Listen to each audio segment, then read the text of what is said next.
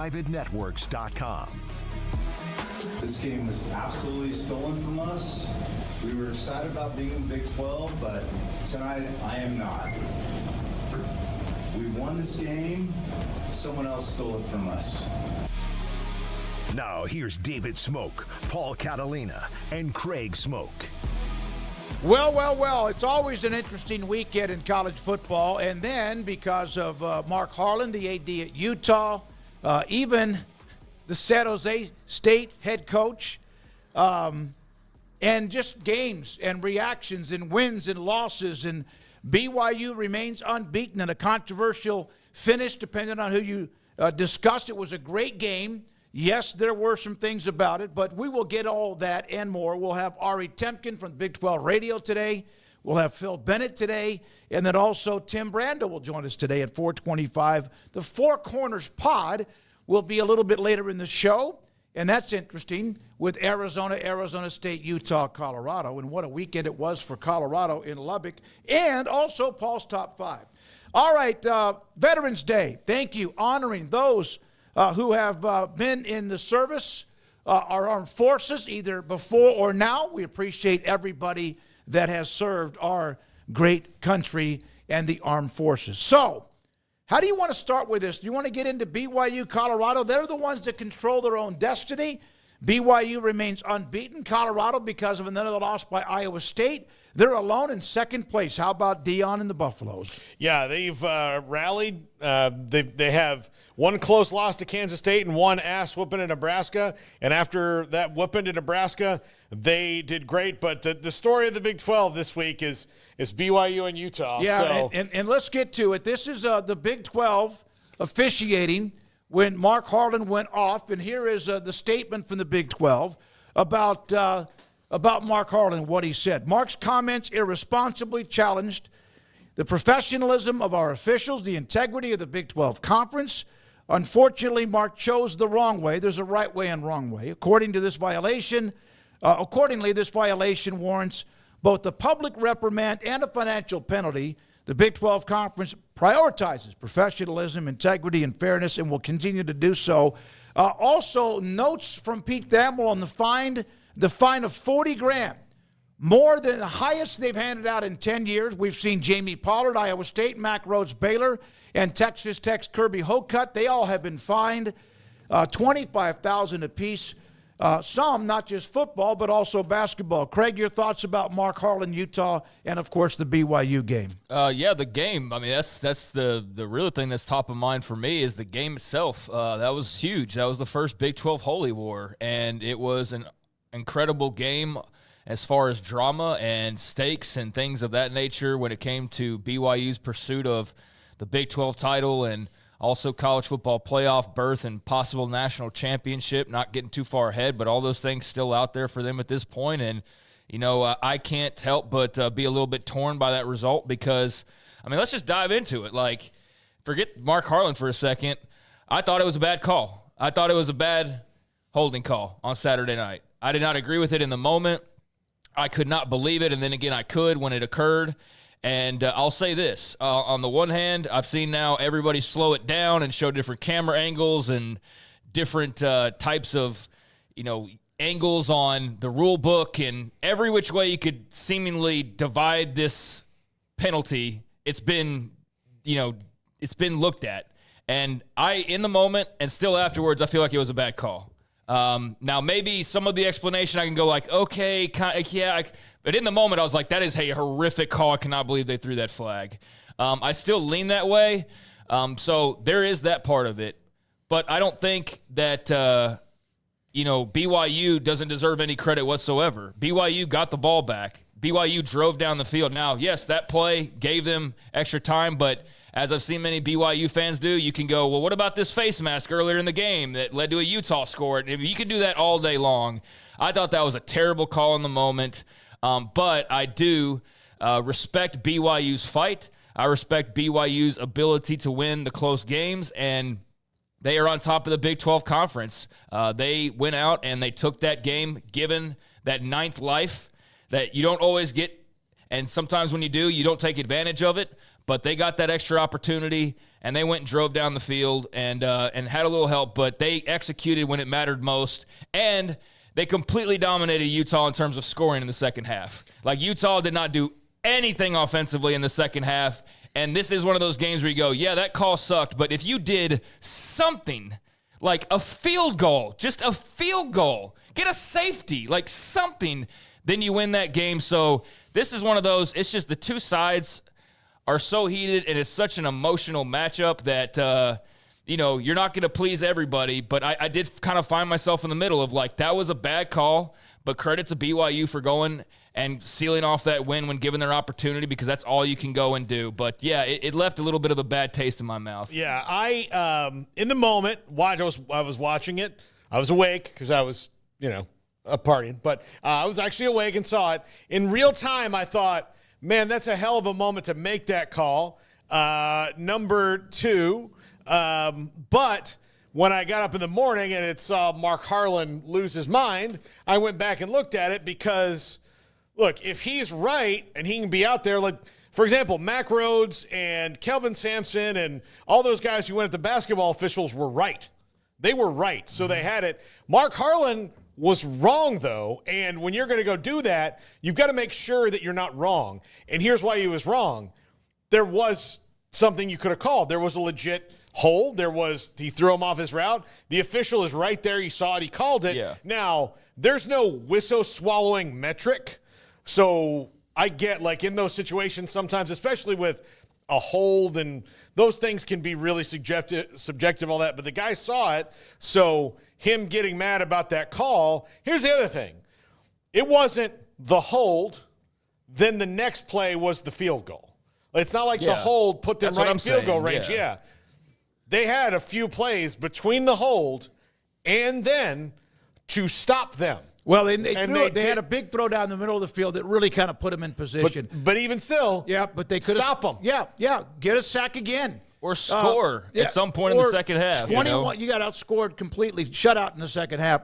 Here's Mark Harlan on the post game, and we're going to get to the game. We're going to bounce back and forth with this. I'm not going to read the whole thing. I recognize that there are more appropriate times and avenues to express those concerns, accept the consequences of I accept the consequences of my decision. The University of Utah is proud to be a member of the Big 12 Conference and look forward to working with our peers to continue enhancing the league. Let me tell you what I thought. So I watched Texas Tech, Colorado, and that game took forever. I even made a comment about that on Twitter. I didn't complain about any of the calls. I did see that when they replayed and reviewed the targeting call against Colorado, then they wiped that out that there was. And I saw it even when it was live, the face mask call. So we could go down this thing all day long, but there are times during the game you could also make plays. Mark Harlan, he has been reprimanded. BYU, they win. It's not going to be taken away from them. I hate when calls become the topic of the game. I understand that's going to happen. It's like Paxton said, refs could call holding on every play. No, they can't. This is a situationally bad call. Why? Because it's late in the game? I get that. Like, no harm, no foul in the NBA or anywhere at the end of the game. But Utah could have done something about this well before that drive. And it looked like they had with the sack of Retzloff near the goal line. Well, that's the thing is, like, if you want to get into it, hey, make a play to win the game. They did. Yeah. They did make the play, and then the flag was thrown. So that's why if you're a Utah fan, it's not just as simple as like, well, you should have made a play. You did make the play, and that's when they called the penalty.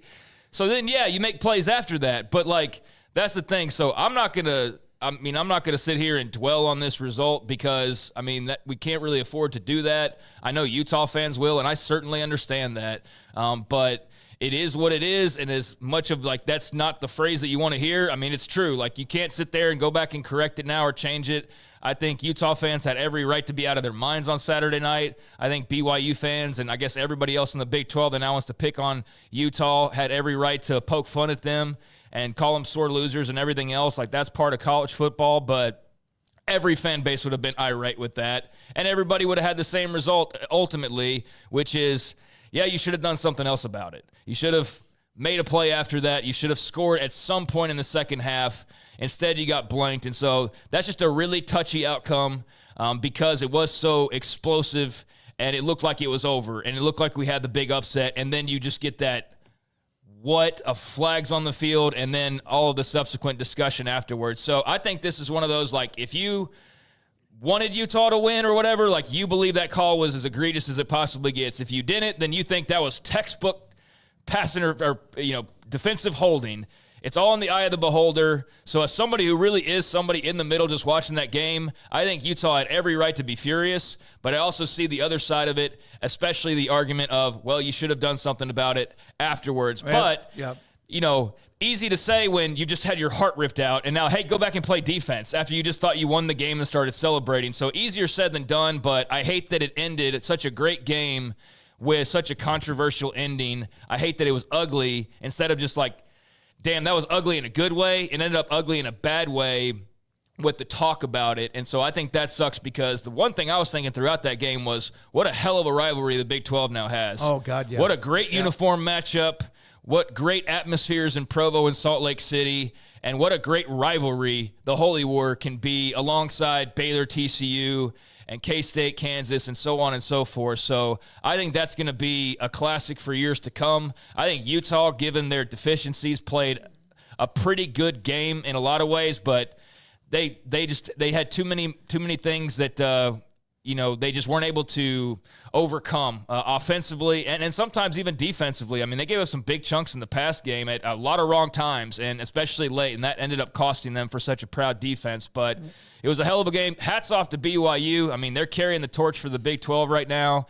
And I guess we just kind of got into Harlan's comments. We didn't talk about what he actually said, which was blistering and basically accusing the Big 12 of fixing the game. It's in the rundown. You're talking about Harlan's audio? Well, what he said, because you've already gone to his statement apologizing. Well, because you start with what's now, and then you go back. Here's why he was fined and reprimanded, and this is also why he came out with a statement yesterday apologizing for what he said. I've been an athletic director for 12 years. This game was absolutely stolen from us. We were excited about being in the Big 12, but tonight I am not. We won this game. Someone else stole it from us. Very disappointed. I will talk to the commissioner. This was not fair to our team. I'm disgusted by the professionalism of the officiating crew tonight. Thank you. Now, also, one note about it, and he's emotional. Mac Rhodes did it after a basketball game. We've seen others. Jamie Pollard, we mentioned that. He's hot. One of the things that is not being talked about, and we can all disagree or agree, whether he was tugged, was it holding, was it whatever. Mark Harlan was on the field on the kickoff to end the game. Like, on the field and going after the officials. And I thought that might be even worse than what he said in the postgame. I've never had him on the show. We've never talked to him before. We've tried many times. Maybe we will one day. But, you know what's interesting? An AD never gets up after a game and gets into the press conference and says, man, BYU got screwed or K-State got screwed. We shouldn't accept. I get it. It's the emotions. Fans are the same way. Fans of Utah, none of them are going to agree. None of them are going to agree with the call. I get it. And every BYU fan is going to say, hey, whether they agree with the call or not, they got an opportunity to continue the game. But that was Mark Harlan. He was pissed off, no question. And I get it. But here's the other thing. And look, he's in the echo chamber. So when he's going, look, listen, I'm going to go say something. Nobody's going to stop him. But also, before you go in there and say it, make sure that there's nothing that's going to come back on you, like video of your guy actually doing it. Which, again, officiating calls are subjective. But if it was a legit bad call, now the timing of the call was certainly in question, but a bad call is one that shouldn't have been made in any circumstance. Well, that one, there was a circumstance. Yeah, I mean, I'm not one that says, oh, well, it's the fourth quarter and it's a game where it's going to be decided on this drive. We can't throw that flag that we'd otherwise throw any other time in this game. Mm-hmm. Yeah, I don't think anybody should advocate for that because that's BS. If it's a flag, it's a flag. That's what I want to know from his perspective.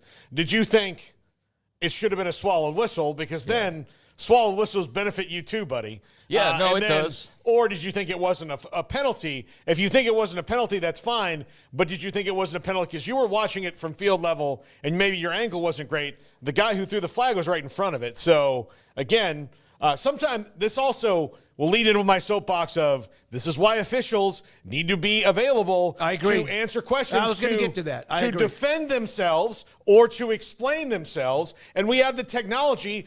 Smokey, I could bring an official in, put up on the screen the review, and go, okay, we have some questions about this play right here. Tell me why you made this call or missed this call. Have them be accountable and move the hell on. Or have a poll reporter for the official, whoever that might be. I mean, like they do in the NFL, Yeah, I mean, as far as that goes, we saw questionable calls in Texas Tech and Colorado. Yep. Saw questionable calls in a whole sequence in Baylor TCU the week prior. I mean, we could probably point out a game in every single slate every single weekend. We'll hear the pity party that sometimes officials give of like, well, you don't understand how hard the job is and all this and that. And I get it. Like, you're traveling and you've got hostile crowds. I think there's also some benefits. It's kind of why you do it. It's not just for the love of the game, especially at that level. So I think there does need to be a give and a take of, you don't want these guys getting death threats, but at the same time, like, there does need, especially in this gambling era, there needs to be some level of accountability.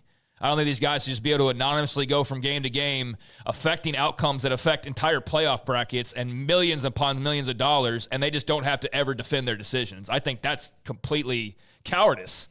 And so if that means putting professional officials in a situation where that becomes a part of the package you arrange the next time you meet, to decide what the agreement looks like, that's something I think you have to do. If you want to be a professional sports league, which is basically what the top of the college sports ladder is going towards, then officiating needs to be better than it has been. And certainly there's cases every single Saturday, Thursday, Friday, et cetera, as I mentioned. As far as Mark Harlan goes, I appreciate his passion, but that was too much in the heat of the game. So I understand that he's probably a little over his skis, but I would be too in that situation. I just think as an athletic director, you have to be smart enough to know, especially if you're going to start accusing people of a lack of professionalism, hello. So that was interesting, but I get he was just totally caught up in emotions, but you have to be the more mature person and understand, like, in your role, you can't be that guy. Or at least you can't word it the way that you worded it, which was basically like, you thought Texas Tech was accusing people of cheating? Just wait till what I say at the podium after this, where your officials are unprofessional and this and that and this and that. You took this game from us and this and everything else that he had to say. So, I get him defending, but I think that ultimately the volume needs to be turned down on Utah and the Big 12.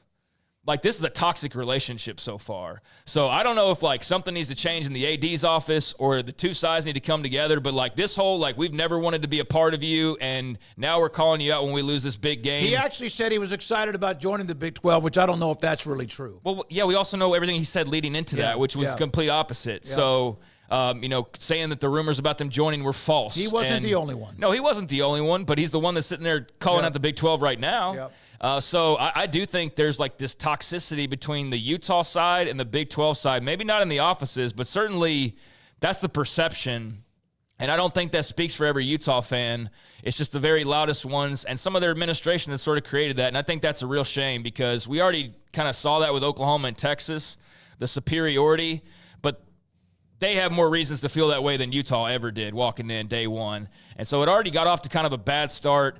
And it just doesn't feel like a great fit. And I think that has as much to do with Utah in some cases as it does the other side. But I just wish it was a little bit more, like everybody else for that matter, instead of the one source school that just seems like the spoiled child that doesn't want to be here and is complaining about it the entire way. Well, look, it wouldn't hurt if they started winning games. Oh, that would help a lot. He wouldn't be as upset if they were 7-2, although he'd be upset losing to BYU in the call. I thought it was a tug.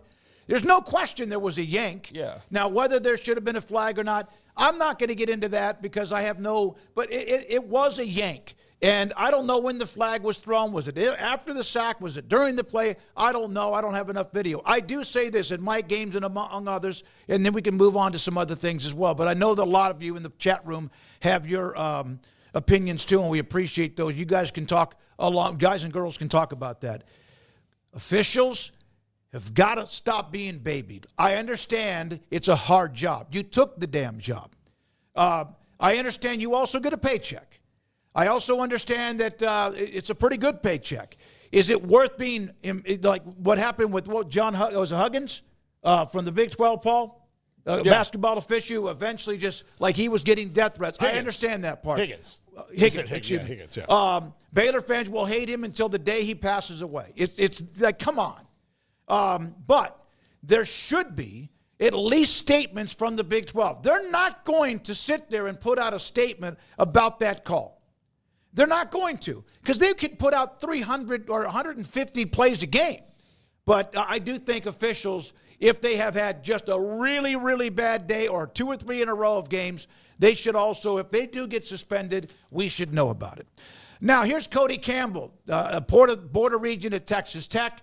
After the game and the loss to Colorado, it had to be excruciating for the Red Raiders again at home. That was awful officiating, no excuses made because we didn't play well, but the Big 12 conference crew should be better than that. There were a lot. Joey in the postgame mentioned that there would be 4 or 5 replays of not just face masks, but other calls. They will send that in. Texas Tech had the game perfectly the way they wanted. Colorado weathered the storm and then came back eventually and won the game to get to now, 7-2 on the year. I was texting back and forth with Kim Coulter, huge Texas Tech. We know he's a massive lum. Is that every game? I just said, I just don't think Cody Campbell needs to be the one saying that. And he said, why? Because he's a board of regent? Because of some sort of like unwritten rule? I just think that needs to come from Kirby Hocutt or maybe Joey McGuire, who was outspoken in many ways in the postgame. Yeah, I haven't really given that much thought. I mean, I've never been big on just hearing from boosters anyways, so I didn't want to hear from John Ruiz and LifeWall at Miami. I don't care to know these people. I mean, honestly, I really don't. We already have the ADs, the presidents, the coaches, the players, all these personalities. But every school's got their guys, and so for Texas Tech, he's obviously a big voice, and if they enjoy hearing from him, then so be it. I mean, I could give or take it. He's been on this show. We appreciate what he does and his contributions and his time that he gave to us, but I'm not planning, for me at least, on making what Cody Campbell has to say as like a weekly part of my Texas Tech diagnosis. You know, I'm going to listen to Joey McGuire, and I guess Kirby Hocutt if he has something to say. If everybody else wants to listen to Cody Campbell and follow his lead, that's fine. I mean, he's the guy that's signing the checks and making a lot of this happen, so his voice matters. But for me, I'm not a Texas Tech guy, so I could take it or leave it. Like, I don't need to hear from Colorado's biggest booster. I don't need to hear from Baylor's biggest booster. Mm-hmm. I don't even know who these people are in most cases. I don't know who UCF's biggest booster is or Utah's for that matter. I mean, ultimately, they're just fans with much bigger pocketbooks and a lot more influence. But, I mean, I can certainly understand his frustration.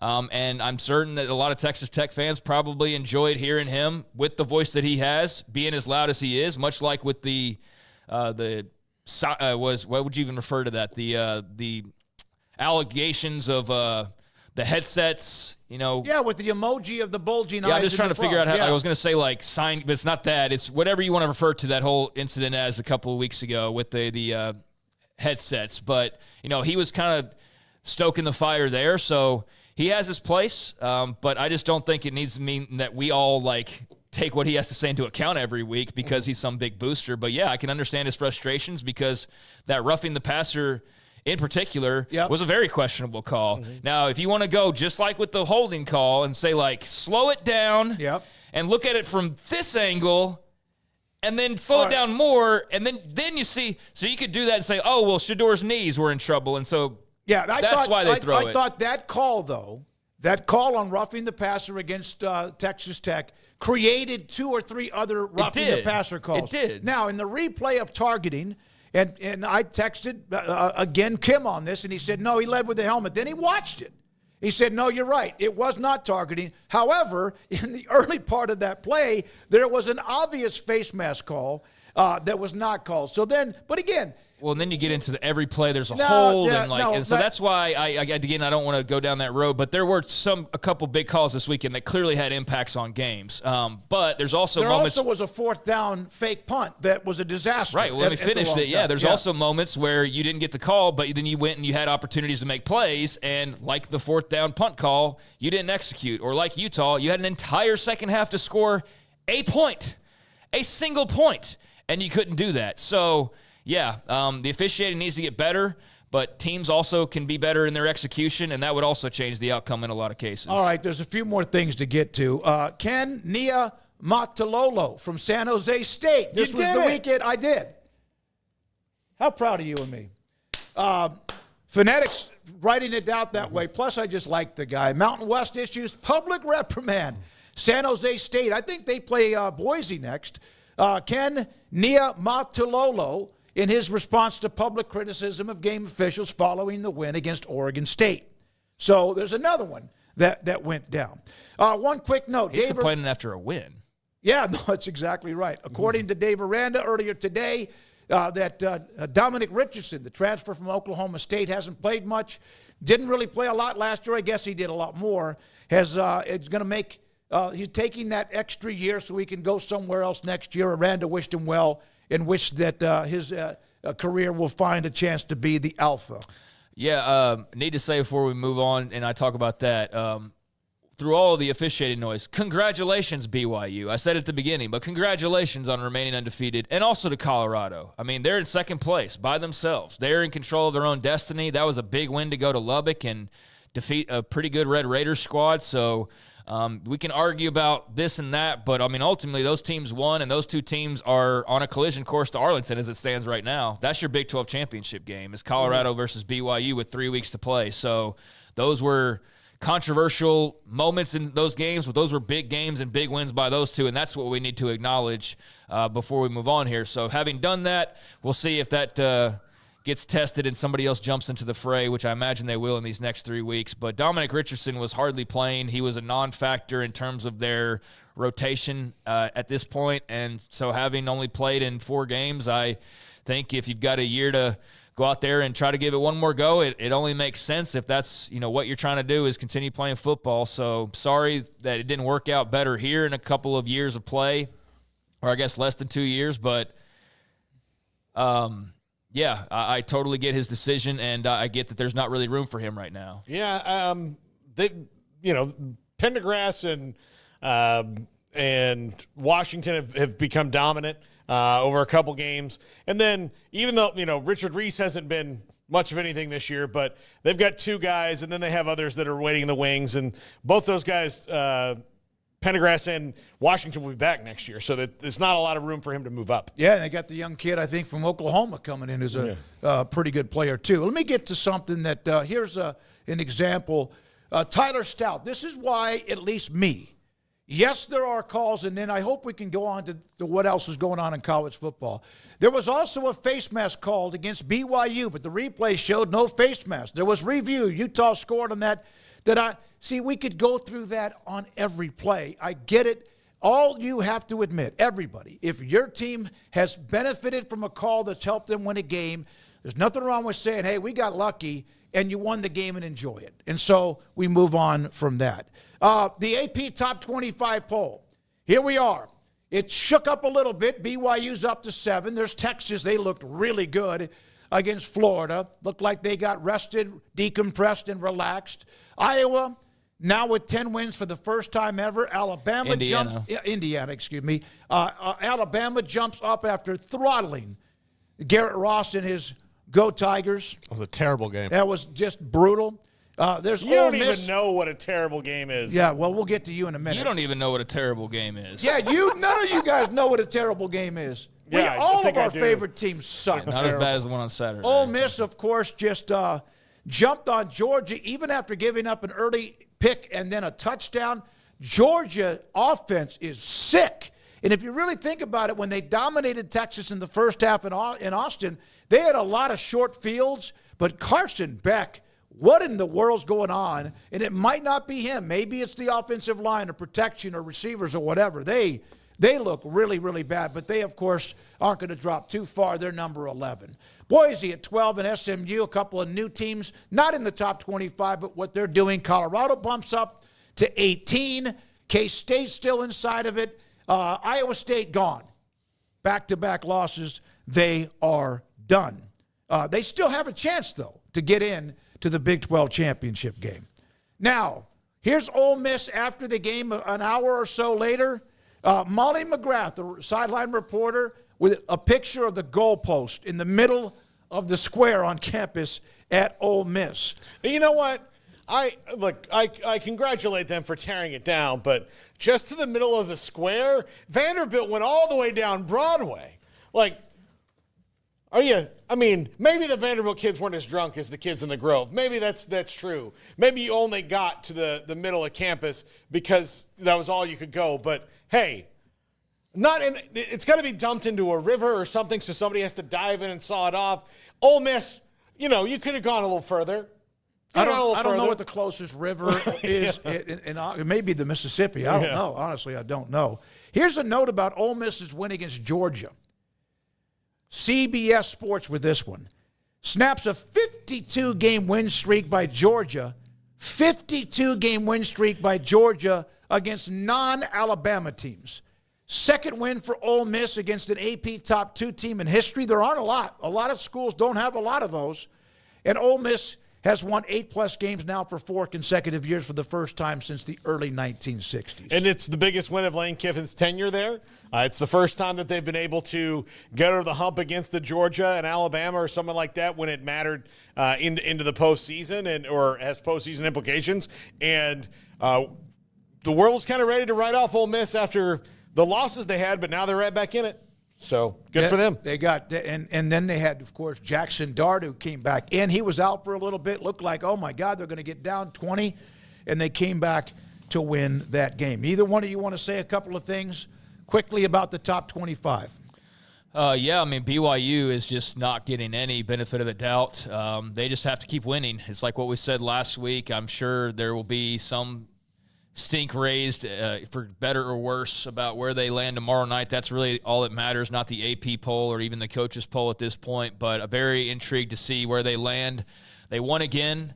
They're 9-0, but I can see where some that weren't believers before, like, oh, well, you struggled to beat Utah and it took you to the end of the game. Like, that's how some people will probably look at it. And there's others who be like, damn, it's time to start giving them a little bit more respect.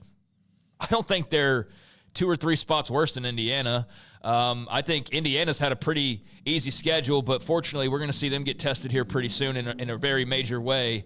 But I think BYU is sitting about as high as they can to where a point where, like, eventually they're going to be 10-0 possibly, and you're going to have to say, like, all right, guys, like, when are we going to start bumping them up a little bit? But I get, like, you don't think they're better than Oregon or Ohio State or Penn State or Tennessee or whatever, but you're kind of running out of teams in front of them at this point when you start getting to 9-0 and possibly 10, 11, 12-0. Like, ultimately, something's going to have to give there. So that's what stands out to me is BYU just hanging around there in the top, but not quite getting that top 5 love just yet. And, Iowa State now barely hanging on. I was very interested to see Miami go down this weekend. I mean, that obviously shook things up in a major way in the ACC. That was a huge loss for Cam Ward and the Canes. They're not out of the playoff, but that shakes it up immensely to where they're now hanging on the back end of the playoff, and their ACC hopes are a little bit more in doubt. And so now that makes that a very interesting race along with SMU out there in terms of, Clemson as well, about who could possibly make it from the ACC. So, yeah, that was a big Miami loss that shakes up not just the ACC but also the playoff structure because they were sitting there right near the top last week. Yeah, let me ask you this. Of the teams that Miami could potentially play in a playoff, at least right behind them or above them, and they could have to play SMU in the title game. That's how it would stand right now. Can SMU run the ball? Yep. Yeah. Can Boise State run the ball? Yeah, a little bit. A little bit. Okay, Georgia maybe, not right now. Can Ole Miss run the ball? Yeah, they can. Yeah. Can Bama run the ball? Yeah, they can. Can Notre Dame run the ball? It's pretty much all they do. Can BYU run the ball? Yes. Can Tennessee? Yes. Can Indiana? Yes. Can Penn State? Yes. Can Texas? Yes. Can Ohio State? Yes. Can Oregon? Not yes. all of those. Now, there's some that aren't great at running the BYU's ball. not great at running the football. Okay, yeah. But in Texas, of course, we had those 2 5-stars. BYU's gotten better with L.J. Martin getting healthy, and Yeah. Jake Retzloff can break off a run here and there, but I wouldn't call him like a great running team. okay, Your point can is the they're going to face somebody. Their defense has not been playing well for a while. They've been playing fast and loose, and Georgia Tech kind of owns them right now. After last year and this year, they won that game with Haynes King and able to throw, and a true freshman back there that came in to run some plays and then throw passes when they needed to. That's how they won the game, going right at Miami. And that's scary when you get down into this part of the postseason where they may very well make the playoff, but they're not going to play teams that can't really run the ball, at least to somewhat of effective level. All right, Ari Temkin is just around the corner. I did not know this until today, and apparently neither did Kirby Smart. Jake Pope, a player on the Georgia football team who was with some friends who he's known since he was a child, celebrating the win for Ole Miss, and there's video of him jumping around and acting excited. Kirby Smart was asked about it. Do we have the audio of this? No. Or just, okay. No, just this. Kirby Smart was asked about this today. He goes about the viral video. What an idiot. Just stupid. But to be honest with you, I don't really have time to waste on that. My focus is on Tennessee. Georgia has 2 losses, and they could be protected or whatever for so long. Eventually, they got to win out, or they're not going to be a part of the college football playoff unless they somehow win the SEC. Alabama, you would think, is the same way with the 2 losses, and they, again, just neutered LSU, and Milroe was fantastic in that game. But how about a player on the Georgia football team jumping around excited with friends of his who are at Ole Miss? Buddy, not your best move. Wait till later. I get it. I get you're happy for your friend, but clearly you're not all that invested in being a Georgia Bulldog. Well, I mean, guys, he had a whole note he sent out, and he said that he unexpectedly came across some family and friends, and that it wasn't even so much he was celebrating. I mean, you can believe what you want to on it, but he said in his own words that he came across them unexpectedly, and it was not excitement that they lost or that the other team won. Ole Miss is excitement to see those people.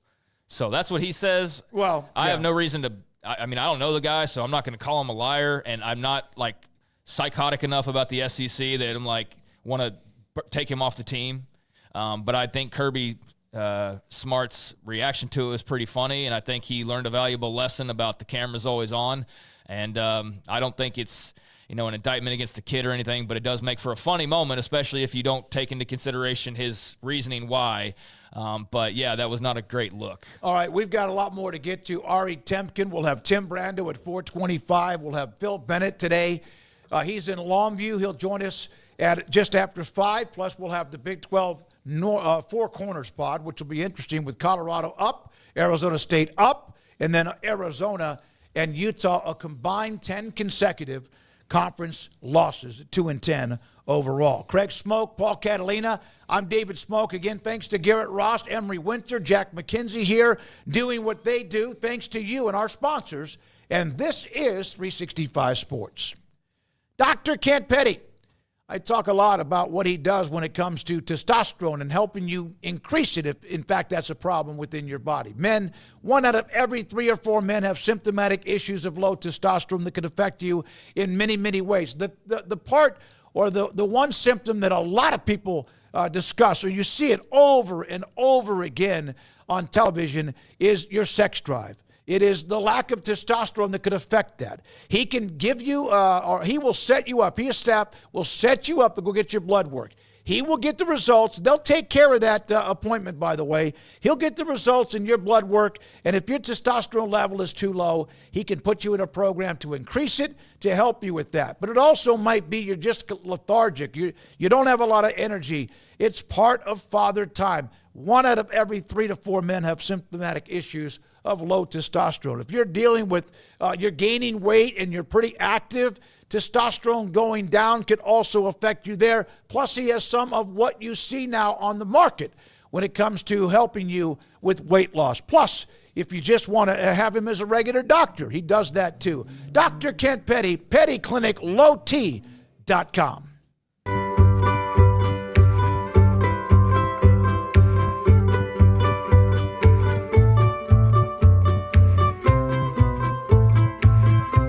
Pleasant. It's different than any other dentist office. I really feel like they care.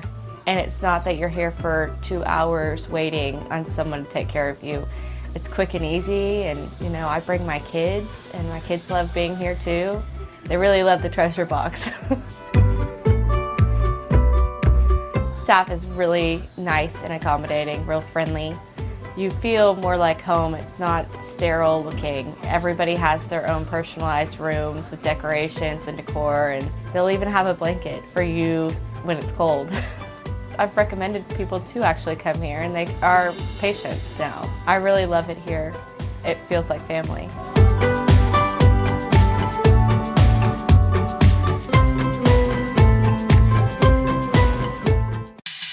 If you want quality and personalized service for all your air conditioning and heating needs, call Tradesman Services. They're a family-owned and operated company that has served Texans for over 30 years. Tradesman offers maintenance plans starting at just $12 per month and a free service call for all new customers. They're also experts in geothermal design, installation, and service. Visit them online at coolingwaco.com.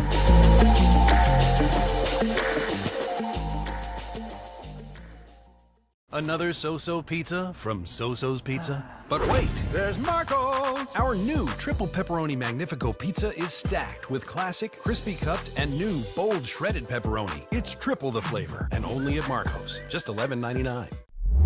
I'll never get used to this. I'll never get used to this. This is how I wanna live. Forever we'll be singing like, oh, I'll never get used to this. I'll never get used to this. I'll never get used to this. This is how I wanna live. Forever we'll be singing like, oh, I'll never get used to this. Developed by Startup Waco, a nonprofit organization, GXG is a program designed to support the entrepreneurial development of Baylor University student athletes through NIL activations. The program helps student athletes maximize their platforms and offers a comprehensive support system for them to create and grow new businesses that not only benefit themselves, but also uplift the local economy. Fans who wish to support student athletes can donate to GXG via the GXG NIL Fund, BaylorBears.com/GXG. Contributions to support NIL activations through GXG can be made at BaylorBears.com/GXG. For more information, follow @GXG_GreenXGold on social media and visit the official website www.gxg.startupwaco.com. GXG, empowering student athlete entrepreneurship and uplifting the local economy through NIL activations. Don't miss our best price deals during the Black Friday sales event at Allen Samuels. This month, save big on the truck you've been looking for, like the new Rams. Shop our great selection of inventory in store or online today at Allen Samuels in Waco. This is 365 Sports. The 3 o'clock hour is sponsored by Waco Custom Marketplace. Meats, sweets, Texas treats, and a cut above the rest. 425 Lake Air Drive, Waco. Our good friend Ari Temkin, Big 12 Radio on TuneIn Radio, joins us on Mondays in the 3 o'clock hour. Craig Smoak and Paul Catalina, David Smoak. Ari, I mean, the Big 12 is already a hell of a fun conference to watch and follow. Whoever may think of them or what, but what about the extra dose of the Mark Harlan press conference, the reprimand and the fine, and then, I mean, it was, is it because the games are so much more important now, or is Utah just pissed because they're not winning? Yeah, it's probably a little bit of column A and a little bit of column B. Certainly hard not to, it's certainly hard to overlook the aspect of here's a team that, in program that came into this conference thinking that they're going to run rushed over the conference, and they've really struggled. And so this is sort of them trying to figure out a way to cope with that. there's so many elements to this. I mean, you and I, all of us know, Utah has come in with some, kind of blowing smoke and talking about how great they are. And there's been comments that have come out of that administration that they're, reluctant to join the conference. I mean, however we want to say it, this is not, a conference they wanted to be in. They want to stay in the Pac-12 and they're unhappy about it. And Mark Harlan let that fly, let that be known. At the end of the day, regardless of what exactly we're talking about here, we are talking about collegiate athletics. And, it's a world in which we demand, accountability, responsibility from players. And yet do we need to ask for more from the administrators? I can't stand how often parents in youth sports set a horrible example for their kids by yelling at officials, by saying that officials are the reason they lost games. It provides a convenient excuse for the kids. The kids are learning that that's okay to do. I think it continues to translate up and up and down the chain. At the end of the day, what's Mark Harlan's job? I mean, his job at the end of the day is to set a good example, to be accountable, be respectful, to do things that are going to set the right example, a positive example for the kids that are underneath him. I know we're talking about high level collegiate sports here that's worth lots of money, but it's just insane that we demand that the kids in the room are more accountable for their actions and do things in a more positive light in this vein and be a better sports than we demand of the adults in the room. We know how bad of a comment it was because it was a fine call. There was nothing wrong with the call itself. So to say that you were cheated or had the game stolen from you, when the administrator says that, then the team believes that, then the fans believe that, then they feel like, well, if this guy's saying that, then we did get screwed. It's just down the line it goes. So it's for me, the biggest takeaway I had was, at what point from a collegiate athletic standpoint do we demand more accountability from these people that are in leadership positions that are supposed to be coaching and teaching the right lessons, even if it was the wrong call, and even if the call did cost you the game, saying that makes it okay for players to act that way. Yeah. I already have a theory that when he was in the locker room, which was going to be an echo chamber of his own anger, right? And there's nobody like Kyle Whittingham's not going to stop him. None of the coaches are going to stop him and say, hey, we've seen some, pictures in the last 10 minutes that, yeah, I can see why he did it. Nobody did that. And I think that's also a problem because sometimes you need somebody to hand a paper to you or a picture and go, hey, whoa. Before you go say this, know that this is what is going to come. People are going to see this tomorrow, and you're going to look worse. You're not going to look like you're standing up for your team. You're going to look like you were pouting, and you've already had the sentiment of you joined the conference begrudgingly. So why throw that out there? Right. No, I mean, you're exactly right. Well, because I think in a lot of ways, in moments of adversity, you can learn a lot about a person. Mm-hmm. And I think in that moment of adversity, you learned his true feelings about joining the Big 12, about, everything else. And, again, Paul, I just go back to the idea here of take a step back, forget about Mark Harlan in Utah, and just shouldn't we demand that people in these positions not act this way? We demand that players show a great level of sportsmanship. We demand so much. And yet we demand, it seems like, so little from the administrators and the coaches. And at the end of the day, again, these are the ones that are supposed to be teaching the right lessons. I just can't tell you how often I go to a youth sporting event with kids and you've got parents yelling at officials, screaming at officials, mad at officials. What kind of an example are we setting? I mean, it's just absurd that we just don't live in a world where parents see their actions have dramatic impacts on the way that people act in the sports world. And it's just getting worse and worse. I mean, again, if it's Mark Harlan, if it's somebody else, it doesn't matter. It's you have to have a level of maturity and sportsmanship that puts that to the side, because when you go into the podium and say, we got screwed, we got cheated out of this win, it's the Big 12's fault and these horrible officials, and you're costing the officials at the end of the game, that teaches the kids that that's okay, that there's nothing wrong with that. And it's not okay. At what point do we have to take a step back and be what are we doing here? What's the purpose of this exercise?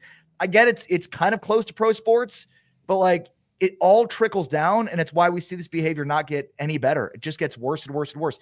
Independent of the fact that he's completely wrong, he's wrong even if he was right, even if it was a bad call and it did affect the outcome of the game.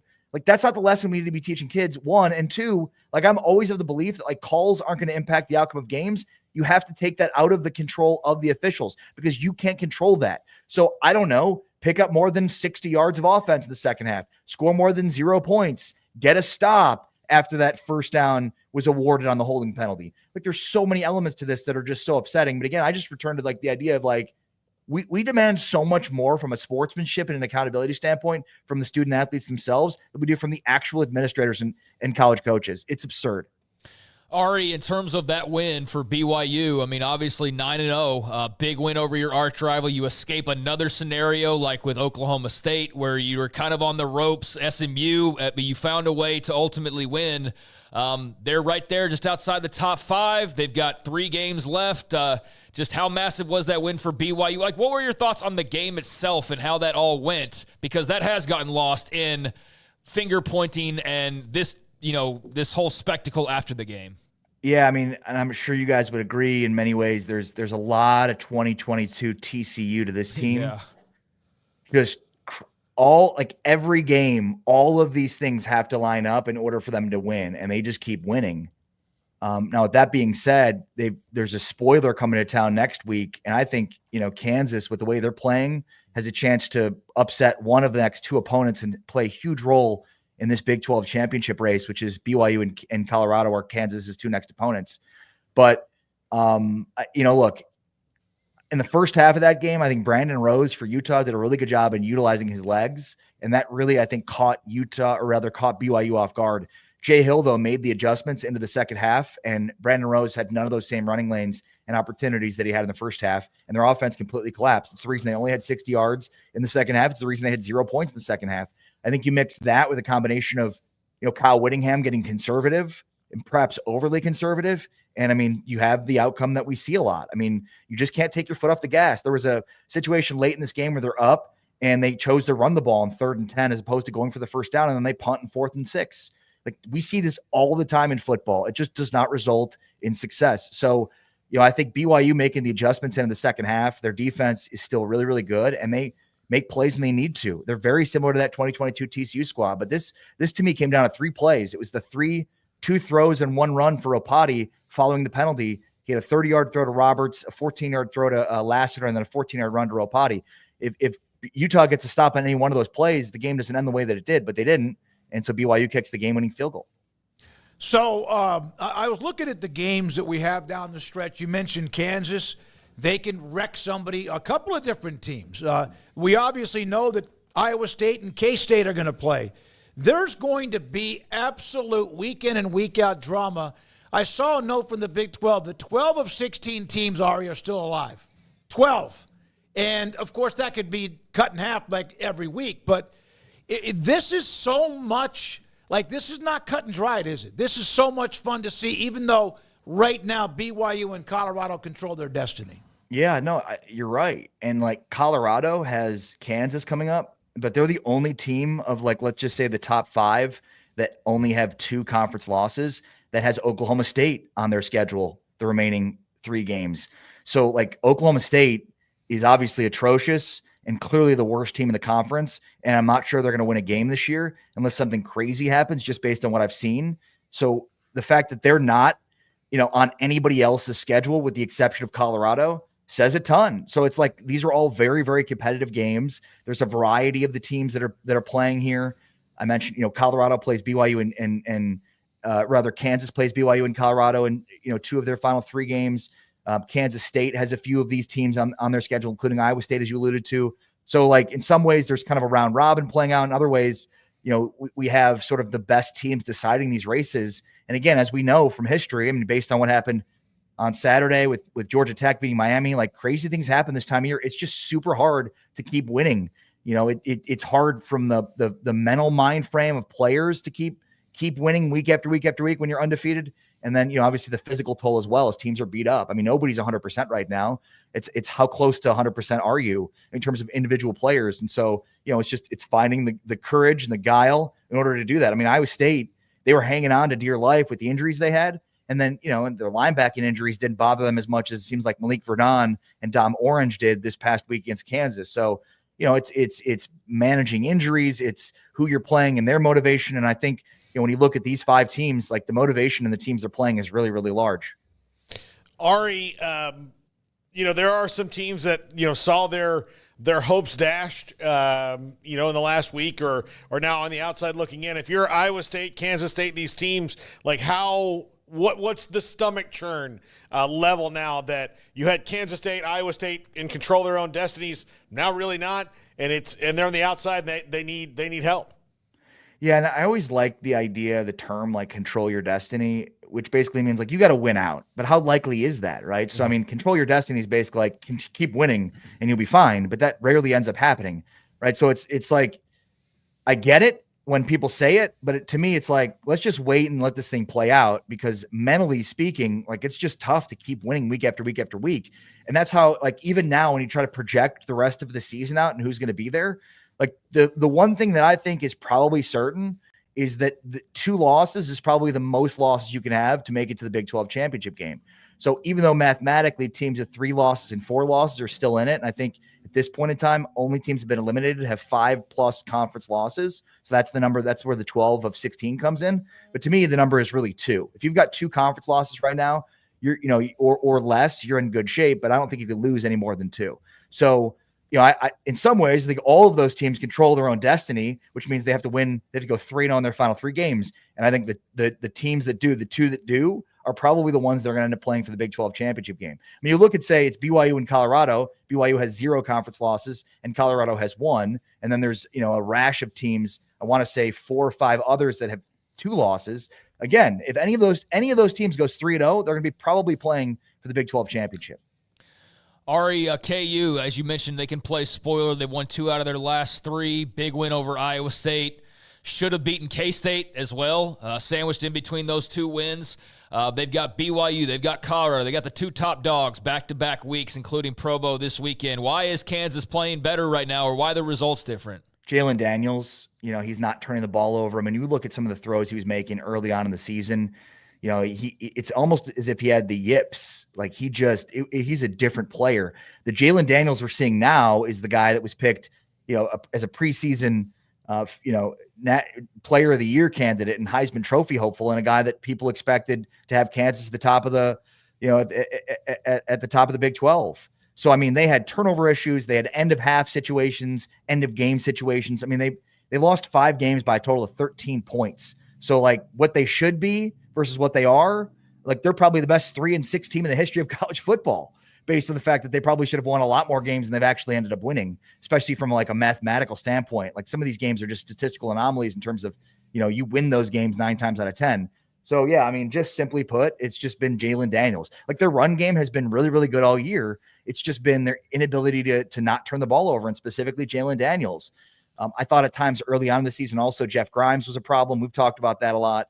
But now it's all coming together. And again, so much of it has to do with the fact that Daniels just not turning the ball over. He's playing better. He's playing more to his potential. Like everything else is the same. Defensively, they're playing decent football. They've got great receivers. They've got a great running game. It was just Jalen Daniels that had to come around, not turn the ball over as much, and start making, turning some of these incompletions into completions. And we're seeing that now. Ari, is it too early to look at, we've discussed the college football playoff. They'll have the next week release, of course, tomorrow. We saw the AP Top 25, the coaches poll. Do you see a scenario where the Big 12 is left out completely? Is that possible? No. I mean, I guess it could be, because it's the top ranked 4 conference champions. Top 5, right? Top 5. So it's the right. Power 4 and then the Group of 5. But I guess theoretically that could be 2 quote unquote Group of 5 teams. Theoretically, they'd have to finish higher in. Yes, like Boise State and Army, if they happen to run it all, and somebody maybe with a couple of blemishes wins the Big 12. I think that'll be hard. But I mean, is that scenario even? It's enough the way we can talk about it. I mean, Smoky, I haven't really thought much about it because, I think the sentiment has been that the Big 12 is going to get a bid. But, I think you're right. If there's a situation presented itself like the one we see right now, it certainly isn't, it's greater than 0%. I don't know how much greater. I still think it's unlikely. And I think that has a lot to do with like the things we talk about that the SEC and the Big 10 have benefits, also to a degree benefits the Big 12 relative to the Group of 5. The Big 12 is going to still draw a larger audience than any of those Group of 5 teams. Now, with that being said, Boise State and Army are pretty big. So I haven't really thought about that, but you're right. I mean, technically it is the top 5 highest ranked conference champions. And so if the Big 12, has, let's say, a 2-loss West Virginia winning the conference because they only have 2 conference losses. So I guess they go 3-0, can find themselves the Big 12 championship game and then potentially winning it. Yeah. And Boise and Army go undefeated the rest of the way. Yeah. You could absolutely look at a situation with the Big 12 being shut out from the playoff, which again, I didn't think was possible, but you're right. Now that we talk through it, absolutely it is. Because then Army would have beaten Notre Dame. I mean, and again, we do this, and so, like 5 other teams are going to lose along with them. No, but look, I mentioned this earlier. Garrett and I were talking about a triple option. I would say, though, that like the Big 12, ACC have to worry about that for sure. But outside of the built-in benefits of it, tell me why a 10-1 Penn State is better than or 11-1 Penn State is better than an 11-1 Boise State, based on anything that they've done. Outside of the bottom end of the Big Ten is probably slightly better than the bottom end of the Mountain West. But, I mean, are we talking about they both beat mediocre teams? Well, Penn State. Well, just look at the AP poll. Yeah. I know, but that's Penn State's getting – Penn State is because of their history, not because of anything they're doing right now. Right, and that's play that out, right? I mean, so you asked me, Paul, why would a 10-1 Penn State get in over a 10-1 Boise State? And I would tell you strength of record or strength of schedule. But, I mean, based on what we've seen from the AP Top 25 and last week's college football playoff rankings, I'm not sure that they look at that because BYU would have been higher. They have the number 2 strength of record in college football. Only Oregon has a better strength of record based on, a metric that ESPN has devised that says this is what other teams would be, where would you be? What would the average team be with the same schedule record wise? So we already seen this play out. Why is Penn State and Tennessee and the 4 1-loss teams that are ahead of BYU right now ahead of BYU? Well, because of brand, although I would think BYU has a pretty decent brand. Maybe it's because of recruiting rankings. I don't know. Why else would Texas be number 3 in the rankings when, their best win is against Michigan? When, Texas hasn't beaten a top 25 team beyond Michigan, and Michigan is not currently a top 25 team, and they lost to Georgia. So, but I guess they're 3 because they recruit really well, because they're recruiting rankings. So, I don't know, Paul. Your guess is as good as mine. They're not looking at strength of record. They're not looking at strength of schedule. So I don't know. Penn State would get in because they have better recruiting rankings and a bigger brand than Boise State. That's why. Thank you, Ari. Appreciate it, man. You guys keep doing what you're doing. Big 12 Radio on TuneIn. We appreciate you being a part of it every Monday. Appreciate you guys very much. Take care. Have a good one. Ari Temkin, 7 to 10 on the Big 12 Network on TuneIn, Big 12 Radio on TuneIn. Retired stockbroker. Thank you for the super chat, $11.11 for 11/11. Happy Veterans Day to all whom have served. Many thanks for our freedom. Also from your pet cat, Meow. I know I'm late, but heck, go Jackets. The U is number 4, no more. That was a great win for the Georgia Tech Yellow Jackets and Haynes King and company. We'll get into some of that too. All right, when we come back, we'll look at a few more of the college football notes that we haven't been able to get to. Utah not only lost the game, but lost an All-American tight end. We'll also dig into some of the bangers, if there are, how many, this week in college football. Then around the corner, Tim Brando. And we'll hear today from Phil Bennett, too. And from you. This is 365 Sports. The Baylor Club. A couple of weekends off after 3 weeks in a row off, no games, bye week or off week last weekend.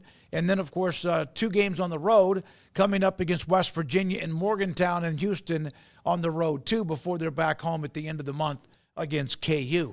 The Baylor Club with great amenities. If you have a special event that you're hosting and you're looking for a place to host it, the Baylor Club, it's a great option. We, every May, host the Academic All-Stars program inside the Baylor Club. It's perfect, spacious, and the food and those who serve us and also set up the banquet, they're just really good at what they do. The food is fantastic. Double barrel serving if you have a large crowd. We usually have between 100 and 125, and it's so smooth that it doesn't hold up the banquet as you're waiting for people to go through the line or for people to get served. Not at the Baylor Club. And, of course, memberships available. Phenomenal food. The chefs are top-notch. They go through tasting events to help you give feedback to them too.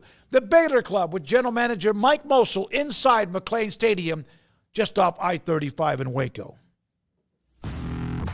Hi, I'm Mark Stewart with Bird Colgan Ford. It's that time of year, it's football season. Bird Colgan Ford is a proud supporter of the best high school football right here in Central Texas. BK Ford is proud to sell the #1 selling truck in Texas, the F-Series truck, 47 years in a row. Come see the largest showroom in Texas and experience better at Bird Colgan Ford.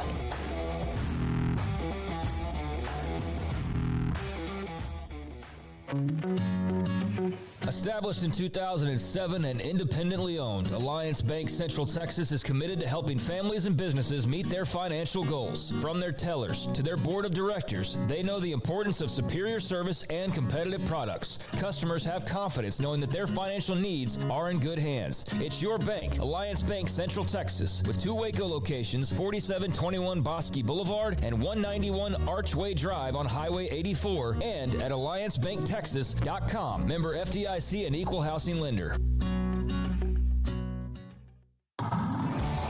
It's football and tailgate season. If you want product for the grill or smoker, charcoal, seasonings, marinades, sauces, Waco Custom Marketplace is your home to help prep, cook, and enjoy your food. Tailgate must like brisket, tri-tip, fresh-made burgers, sausage, chicken wings, and if you want steaks, call in your order and pick them up. Bacon wrap fillets or any kind of ribeyes.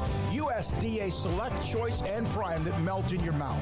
House-made sausage and jerky. Also, Waco Custom Marketplace, a one-stop shop for tailgating, barbecue cook-offs, and family get-togethers, fundraisers with fair prices to you, the customer. A bakery with fresh baked bread and kolaches. There's cold beer, wine, and soft drinks. Serving Waco restaurants and families since 1940. A cut above the rest. Waco Custom Marketplace, open Monday through Saturday at 425 Lake Air Drive in Waco.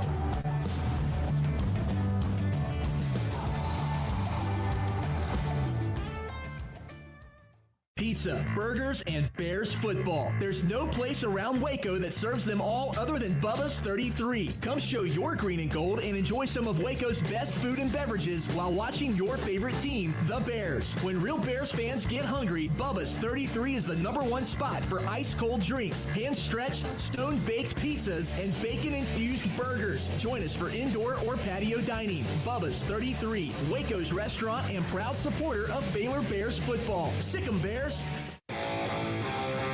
This is 365 Sports. Text us at 254-339-1122. The text line is sponsored by Riverbend Liquor and Wine, with the most extensive variety of craft beer in Waco. A hidden gem on Lakeshore Drive and 19th Street. One of our viewers, Lee Buttercup, Eric, sent this picture. 2020 United States Naval Academy graduate, 03 Eric in Lubbock. This is a picture of his son at the Arlington National Cemetery today on Veterans Day, and also his wife, Jordan. That's Lieutenant Savage and his wife, Jordan, at the ceremony. So saw Kyle Vissers going to a memorial, a dinner for former Navy SEAL tonight. So hope everybody who served enjoys your day.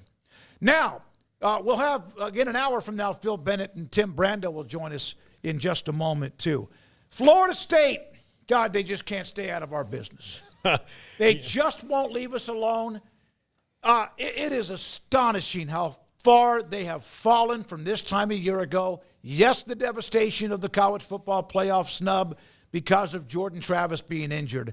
But they are the biggest train wreck in all of college football. Do you like the addition to the graphic? Oh, yeah, the poop. Yeah. Yeah. Yeah, they fired their offensive and defensive coordinator, and also who else, Paul? The wide receivers coach. The offensive coordinator is also the offensive line coach, and Alex Atkins. Ron Dugan's member of the 99 National Championship team at wide receiver.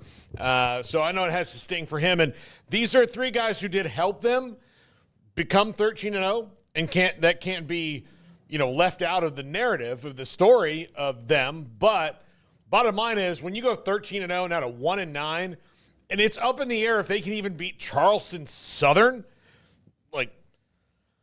changes have to be made. So my thought is, if you're FSU, these are not the only three. There's going to be more. It's going to be a very new coaching staff, but that probably depends on who the offensive and defensive coordinators they bring in are, right? Who's going to, you're going to bring in your guys.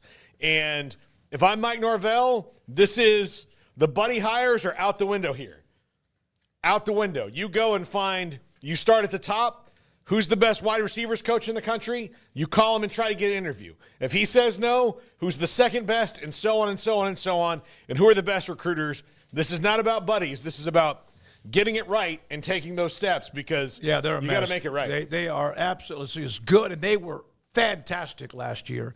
Unfortunately, with the injury, I'd love to have seen how they would have played had Travis remained healthy at the end of that year. So there we are with Florida State. Nebraska, another mess. They've lost 3 in a row. They have no room for error. They're trying to get to a bowl game. It's hard to imagine for the first time in 7 years. Dana Holgorsen, remember last week? He was going to come in to kind of give them a little bit of maybe consulting advice. More than that, he now is their play caller. Straight up, he's going to call plays.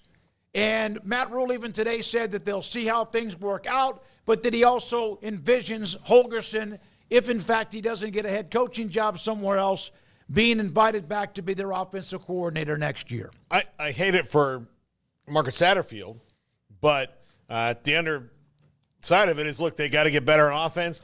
And I do think that Dana Holgorsen's style of offense is more suited to what Raiola can do compared to what the Satterfield offense is. I think they need to build around a guy who can clearly run some stuff that's wide open and all of that. He's got that skill set. They have more problems than the play caller. No, but they have an offensive line that's erratic. They have a running game that is basically just like watching somebody run in mud. They have nobody dynamic in the run game. Yeah, that's true. But how do you start that? Yeah. Who do they have that's dynamic on that offense? The quarterback. It's Raiola. And Nair, the wide receiver. So start building around the guys or the positions that you have that are dynamic. And you have one in Raiola who is dynamic. So build around him. Dana Holgorsen, an upgrade, I think, in that regard when it comes to play caller.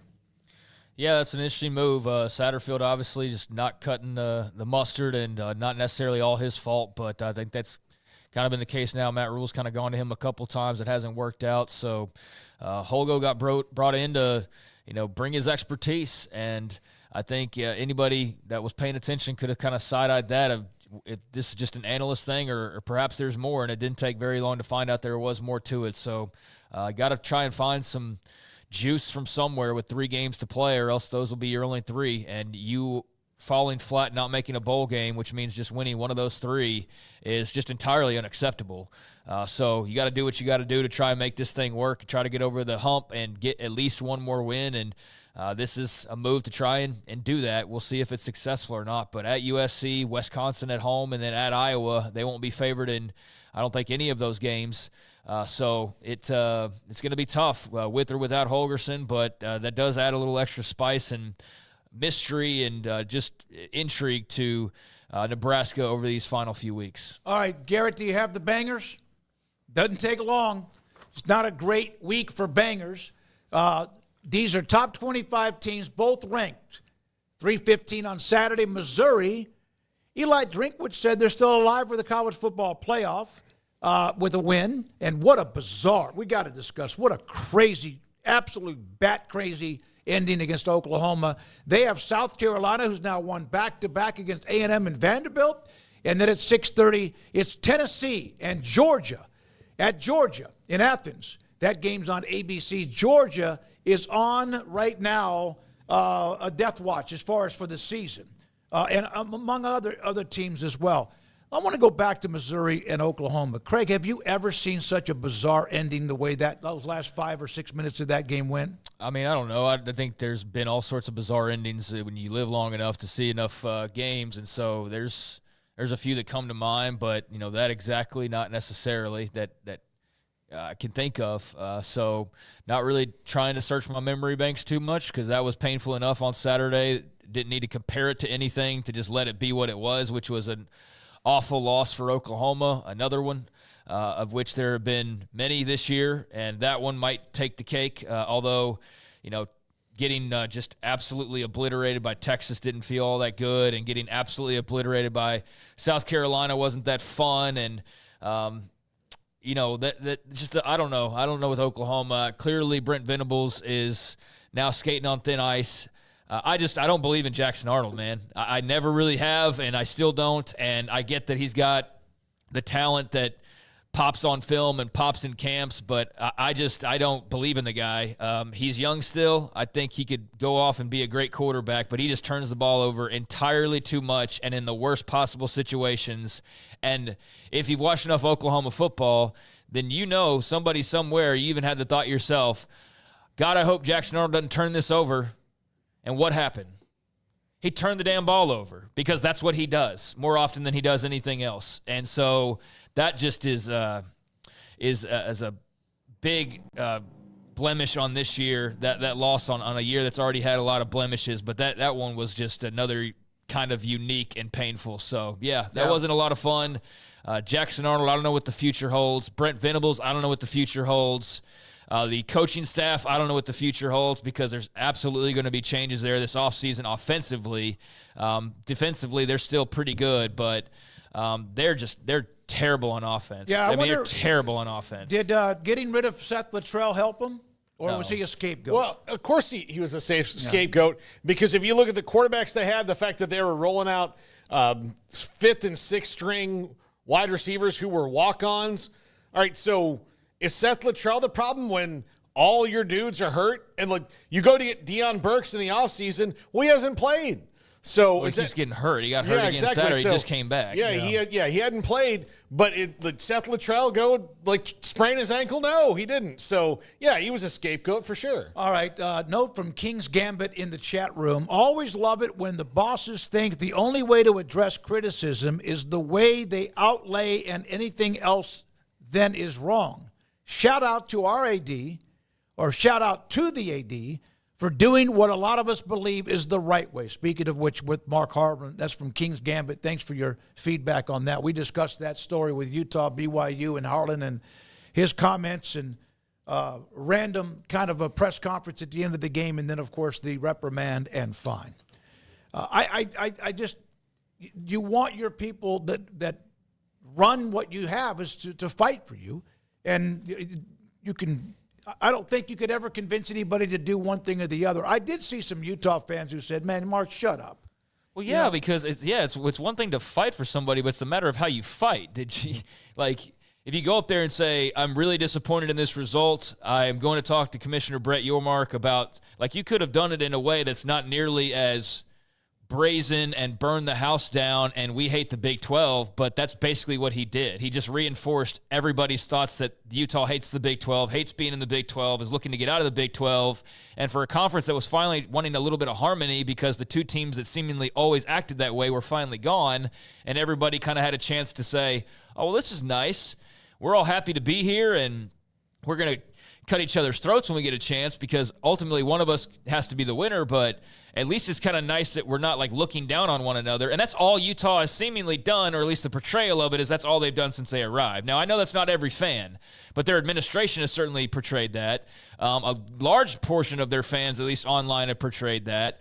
Their head coach has seemingly gone that direction a couple of different times. Asked about the Big 12 last summer. He's just "Oh, we'll be in another conference anyway." Didn't even care, didn't matter to him. And I get it. He's an old coach. He didn't conference realignment. He's been in multiple leagues now. He's been in everywhere. So another place isn't really a big deal to him, but it was a big deal to Big 12 fans.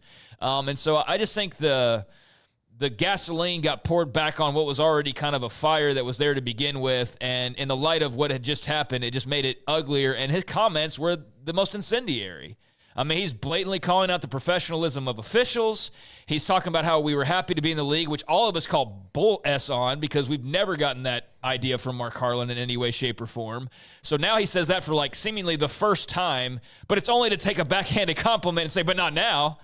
It's that's what I was saying earlier. This relationship is too toxic. So I don't know if Utah needs to change their AD, or if they need to go back to the drawing board, look at the bylaws, and change their conference again, because the Pac is open for business for real this time. But something has to give there, because this we're going to be the bristly team in this whole combination. I just don't think that's good for anybody, much less Utah. I don't think it's fun that you lose that game and everybody pours on top of you because you set yourself up for that, as opposed to like, damn, they got screwed. Everybody was like willing to overlook if they did or not because, Utah. And that's what you seemingly set yourself up for. So, I think that he could have handled himself a lot better. I understand his passion. I would want my AD to probably say something, but not what he said and the way he said it. I think he went too extreme, and that's why he had to walk it back after a fine by the league office. But something with Utah and the Big 12 has got to change. You know what? They don't have any choice. They got to stay where they are. There's buyouts and rules and all that. They may not want to be a part of the conference, but where would they be now? With Oregon State and Washington State? Yeah. They damn sure weren't going to the Big Ten, no matter what their ego thought, or the SEC. That's not going to happen either. It's been a weird year. You were held hostage again by the quarterback injury. Then he comes back, looked absolutely just unbelievably bad because, he's broken down. Well, I think what ultimately might happen is Kyle Whittingham retires, Mark Harlan gets scooted off, and they, bring in some new leadership and start over. That could seemingly be a way that it happens, or you just have a different approach moving forward if you're Mark Harlan. I don't know. I don't have any anti-Utah hate. I don't either. It's almost popular to do it, though, because BYU's on such a run, and they have such a massive fan base that there's so much positives there, and that it's almost like if you commend them, then you're anti-Utah in some ways. But there's also a lot of, let's poke at Utah because they're the fun team to bully now, and I think that's gone too much to that other side, even though they've kind of set themselves up for that in some cases. But who is they? It's not Brent Keithy's fault. 22 people on social media. It's Utah Ute 94 or whatever. So, I don't take any of that all that serious. I don't enjoy that it's seemingly been an odd fit ever since the jump. I wish it was a little bit more harmonious, but I don't blame them for being upset on Saturday night. I do blame Mark Harlan, though, for not handling it in a more professional manner, especially if you're going to be so unprofessional while calling people unprofessional. I just think there was a little bit of pot calling the kettle black on Saturday night. When we come back, we're going to hear from Tim Brando from Fox Sports. Also, we'll have Phil Bennett at 5 and much more. Paul's Top 5 at the end of the hour. At the 5 o'clock hour, this is 365 Sports. Texas Beef House, over the weekend, they had a couple of different live auctions. One that was steaks. Wagyu steaks, ribeyes, fillets, New York strip, sirloins, and there were big lots. And what I say by that, sometimes when I've won, I may have gotten 2 or 4 steaks, ribeyes, or even maybe fillets. There were 10 or 12 steaks in every single lot, and there were, I want to think, 40-something of those. 700 pounds of steak, beef, from TexasBeefHouse.com. Wagyu steaks. And then yesterday they did a large hamburger auction online at TexasBeefHouse.com and through their partner that they do it with, TexasBeefHouse.com, the BidOnBeef.com. Hundreds of pounds of hamburger meat. And there will be more live auctions. Those were also in person, but also online. I went in. I snuck in about early Saturday morning because I didn't have a game. I was just watching football. And I looked in. I was like, wow. There were 10 steaks, 10 or 12 steaks in each one of those lots is what you bid on. That's done. They go to the next one. That's done. They go to the next one. More information. Again, use 365 Sports to get a discount on what they give to you and what you pay and what they ship to you. TexasBeefHouse.com. Announcing Genco's Car Hugger Special. Right now, refinance your auto loan at Genco and get 3 months of no car payments. Plus, your loan will be automatically entered for a chance to win your next 3 car payments on us. Enjoy 5.19% for 48 months and then skip your payments until 2025. Subject to credit approval and membership eligibility. For more information, go to GencoFCU.org. Member NCUA.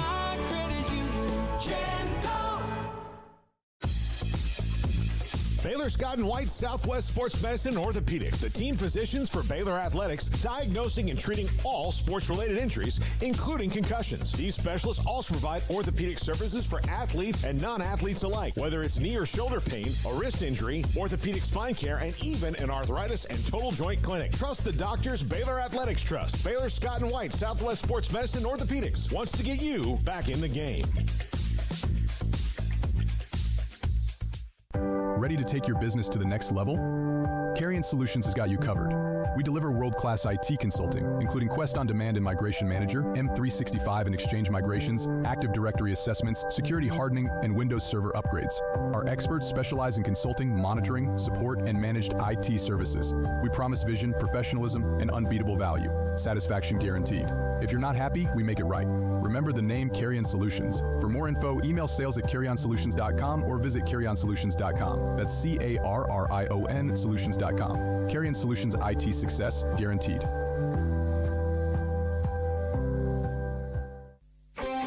Developed by Startup Waco, a nonprofit organization, GXG is a program designed to support the entrepreneurial development of Baylor University student athletes through NIL activations. The program helps student athletes maximize their platforms and offers a comprehensive support system for them to create and grow new businesses that not only benefit themselves, but also uplift the local economy.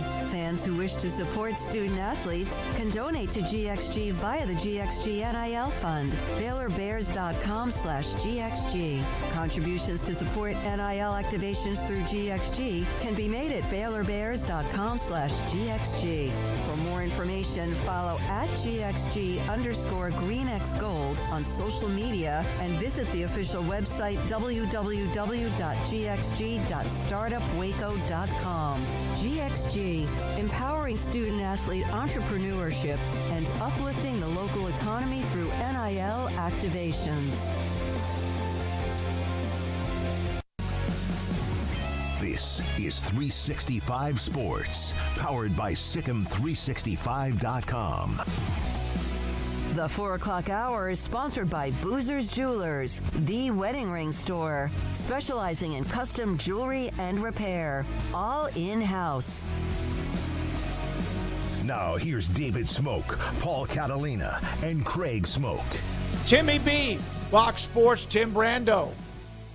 Been a couple of weeks we've had him, but it's always great when we do. Tim Brando joins us via the video link, and this is 365 Sports. Tim Brando from Fox Sports. There you are. Hello. How you doing? Yeah, thank great. you. How are you? Yeah, there's that beautiful background with all that memorabilia and so much more. I know you did Boise State, and we'll get to that, and Ashton Genty and everything else. Sure. Had you ever done a Utah-BYU game? We are learning firsthand, aren't we, about the rivalry, and then, of course, Mark Harlan goes off, and your thoughts about that one? I have not done the Holy War. That's one that has escaped me. I have done BYU and Notre Dame. That was pretty wild. That was one of the most memorable games, and I witnessed it from the sideline, generations ago when I was working at ESPN CFA Primetime, before I went to the booth and before there was a college game day. So it's been that long. I've done a lot of BYU games, a lot of Utah games, but never BYU and Utah. So what Harmon did was inappropriate, should not have been handled that way. I'm glad that he apologized for it. The fact that Yormark had to come out and, say what he had to say was unfortunate, I think, because, officiating can be bad. And I thought it was pretty bad in my game this past Saturday and said so on the air. But that's not the job of the athletic director in that particular situation, Smoak. It's not. And certainly for the emotions to have gotten the better of him immediately after, that's really not the time to do it. It's bad enough when the coach does it, but when the director of athletics does it, then, that's even worse. So to say that the call that was in question was that bad, that wrong, we can discuss that. It certainly potentially changed the outcome of the game. I have empathy for the circumstances that Utah found themselves in, but lambasting the integrity of the league in such a public manner that quickly after the game, when you know it's going to go viral, you have to know it's going to go viral. That's inappropriate. It is. Tim, you got to see Ashton Genty firsthand this week. I don't know if that's your first time, I'm very jealous you got to see him in person in a game because he is amazing to watch. What are your impressions? Do you have somebody you can compare him to? Because at the running back position, we've seen a lot of dynamic guys, but he's got something like at the next level, especially for a position that's been largely and I think incorrectly ignored in modern offenses. Indeed, and the only guy I can compare him to is who I think he's potentially going to break the record of, and that's Barry Sanders. He has all of the requisite tools that Barry Sanders had. I might even suggest that he can run over more people than Barry. I think he may be stronger in the upper part of his body. Now, remember, the upper part of his body is still pretty low because he's 5'9". He's a little guy. But when you stand next to him, he's extremely small. I think 5'9" might even be generous. But the things that he can do and the skill set that he has with jump cuts, his ability to spin and get away from tacklers, I mean, he can do it. He's a true five-tool talent at running back. After witnessing him in person and seeing how committed to the ground game that program is, he's going to get hit a lot, and he's going to get hit for, a potential loss of yardage on a given play when they have that many people in the box. I mean, he's getting 8-9 in the box on a consistent level. They're playing man. Teams are playing man coverage and hoping that the quarterback misses people, which he kind of did in the Nevada game. Now, Nevada had some really bad breaks and turned it over themselves. Otherwise, they might have won that football game because Boise State did not play their best the other night. But Ashton Jeanty is such an out pitch that if you can just hang on and stay patient, he'll eventually win you the football game. Probably the biggest mistake was something Devin Gardner pointed out late. I'm amazed how many people that were watching LSU Alabama had tuned out of that game, had come over to our game because it was over early in the third quarter in Baton Rouge. And so I'll be interested to see what the overall national rating looks like. The overnights weren't bad, but the overall national rating might be pretty good. Probably the largest audience Boise State's had for a game since the Oregon game that they played very, very early in the season. But he had a fourth down and inches. Spencer Danielson did. He turned it down, decided to punt with about 3.5 minutes left, and the kid Brendan Lewis, who's an outstanding quarterback at Utah. I mean at Nevada. He threw a touchdown pass and got him to within one score again. And they had just fumbled the ball going in at the one just prior to that. Otherwise, we might have been going into overtime. But Devin said, if I were Coach Danielson, I'd go for it here, even on his own 30-yard line, because you put the game away here. You put it away here if you do that. He says, that's why I'm probably up here and not down there. And at the time, I was supporting the coach's decision. It made for some good debate with Devin. But shortly thereafter, when that touchdown pass was thrown, I said, well, partner, I think your statement a moment ago that seemed wild, it sort of resonates right now. So that's how good Jeanty is. Unless you're trying to run him wide, like on a stretch play or an option pitch, if you just have him run between the tackles, you're not going to stop him before he gains a yard or more every time he has it. And they only needed inches on that play. I think he should win the Heisman if Travis Hunter doesn't. Put it that way. I can't tell you who I'm voting for as a Heisman voter. Travis Hunter is going to have some high-profile games moving forward. And because of the incredible numbers of snaps that he is part of and his big play capability, Colorado, and they're in the hunt, too, to win the whole thing. I wish they'd move the Heisman voting back now that we have a full-scale college football playoff. Don't you? We ought to move it back till after the playoff for sure now, because there's so many consequential games that will be missing. It's not just like we're missing the title game anymore. We're missing all of the consequential games of the playoff, and that's unfortunate. But I would vote, I would vote for Jeanty if not for Hunter. But I think the other guys, including Dylan Gabriel, as much as I like Dylan, and I think Dylan's the best quarterback in America, without a doubt. I really believe that. He's the best college quarterback in America. Shedeur is great, but he's not done for his team individually what Dylan has done for him. But Jeanty, to me, is the best overall college football player in the game. at his position. He just doesn't play two like Travis Hunter does. Tim, you mentioned LSU and Alabama. Jalen Milroe thought at the beginning of the season to be in the Heisman race. Hasn't really been so much, but had the type of performance that really gets you sparked in talking about him again. And obviously, Bama as a team to roll into Death Valley and win big like that. What were your thoughts coming out of that one? Was it more about LSU? Was it more about Alabama? Where'd you find yourself? It was more about LSU. I mean, how could you not know that they were going to just look at the blueprint that Texas A&M gave them in the second half when they were forced to make a quarterback change, and did so. And LSU could not adjust, could not defend the running quarterback.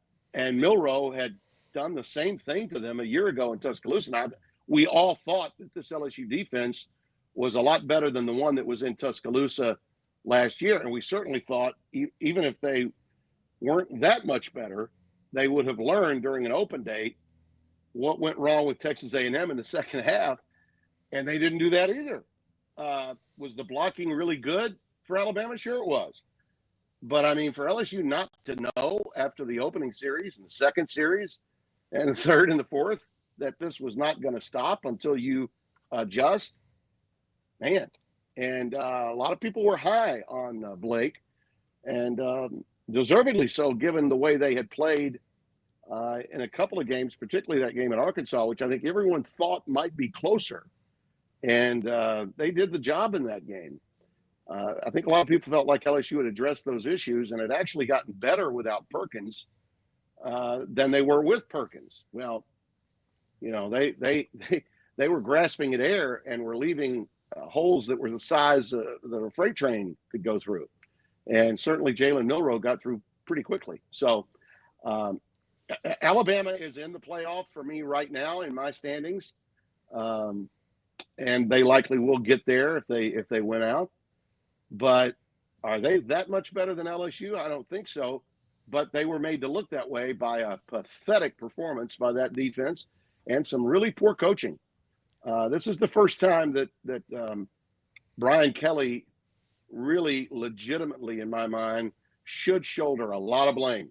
I mean, a lot of blame with an open date for that defense to be that bad. Now, conditions were such with the rain, softer track.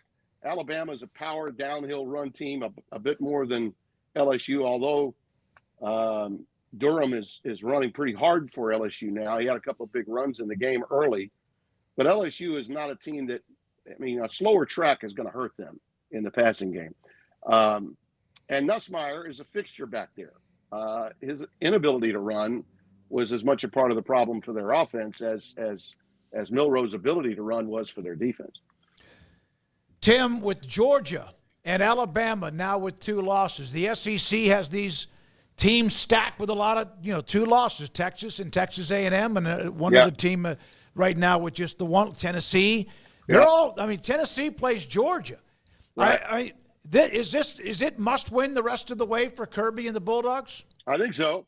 And, I had 5 SEC teams getting in my preseason college football poll, as you guys remember. I had 5 of them in.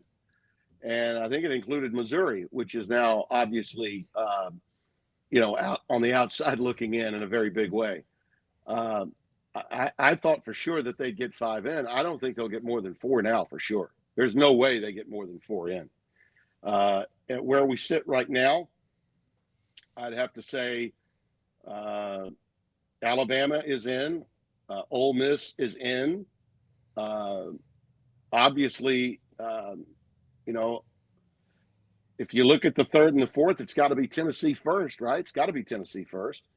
And then your 4th team is either going to be Georgia or Alabama, depending upon how these Georgia, or who was the one I was leaving out? There's Texas. Another one I'm leaving. Texas. Texas and A&M. Texas is clearly the best team in the league. I mean, they're the best team in their first year of the league. They're the best team. So Texas has got to be there. And then you're looking at Tennessee, Alabama, and Ole Miss. And so Georgia or Bama, either one of those teams lose, they're done.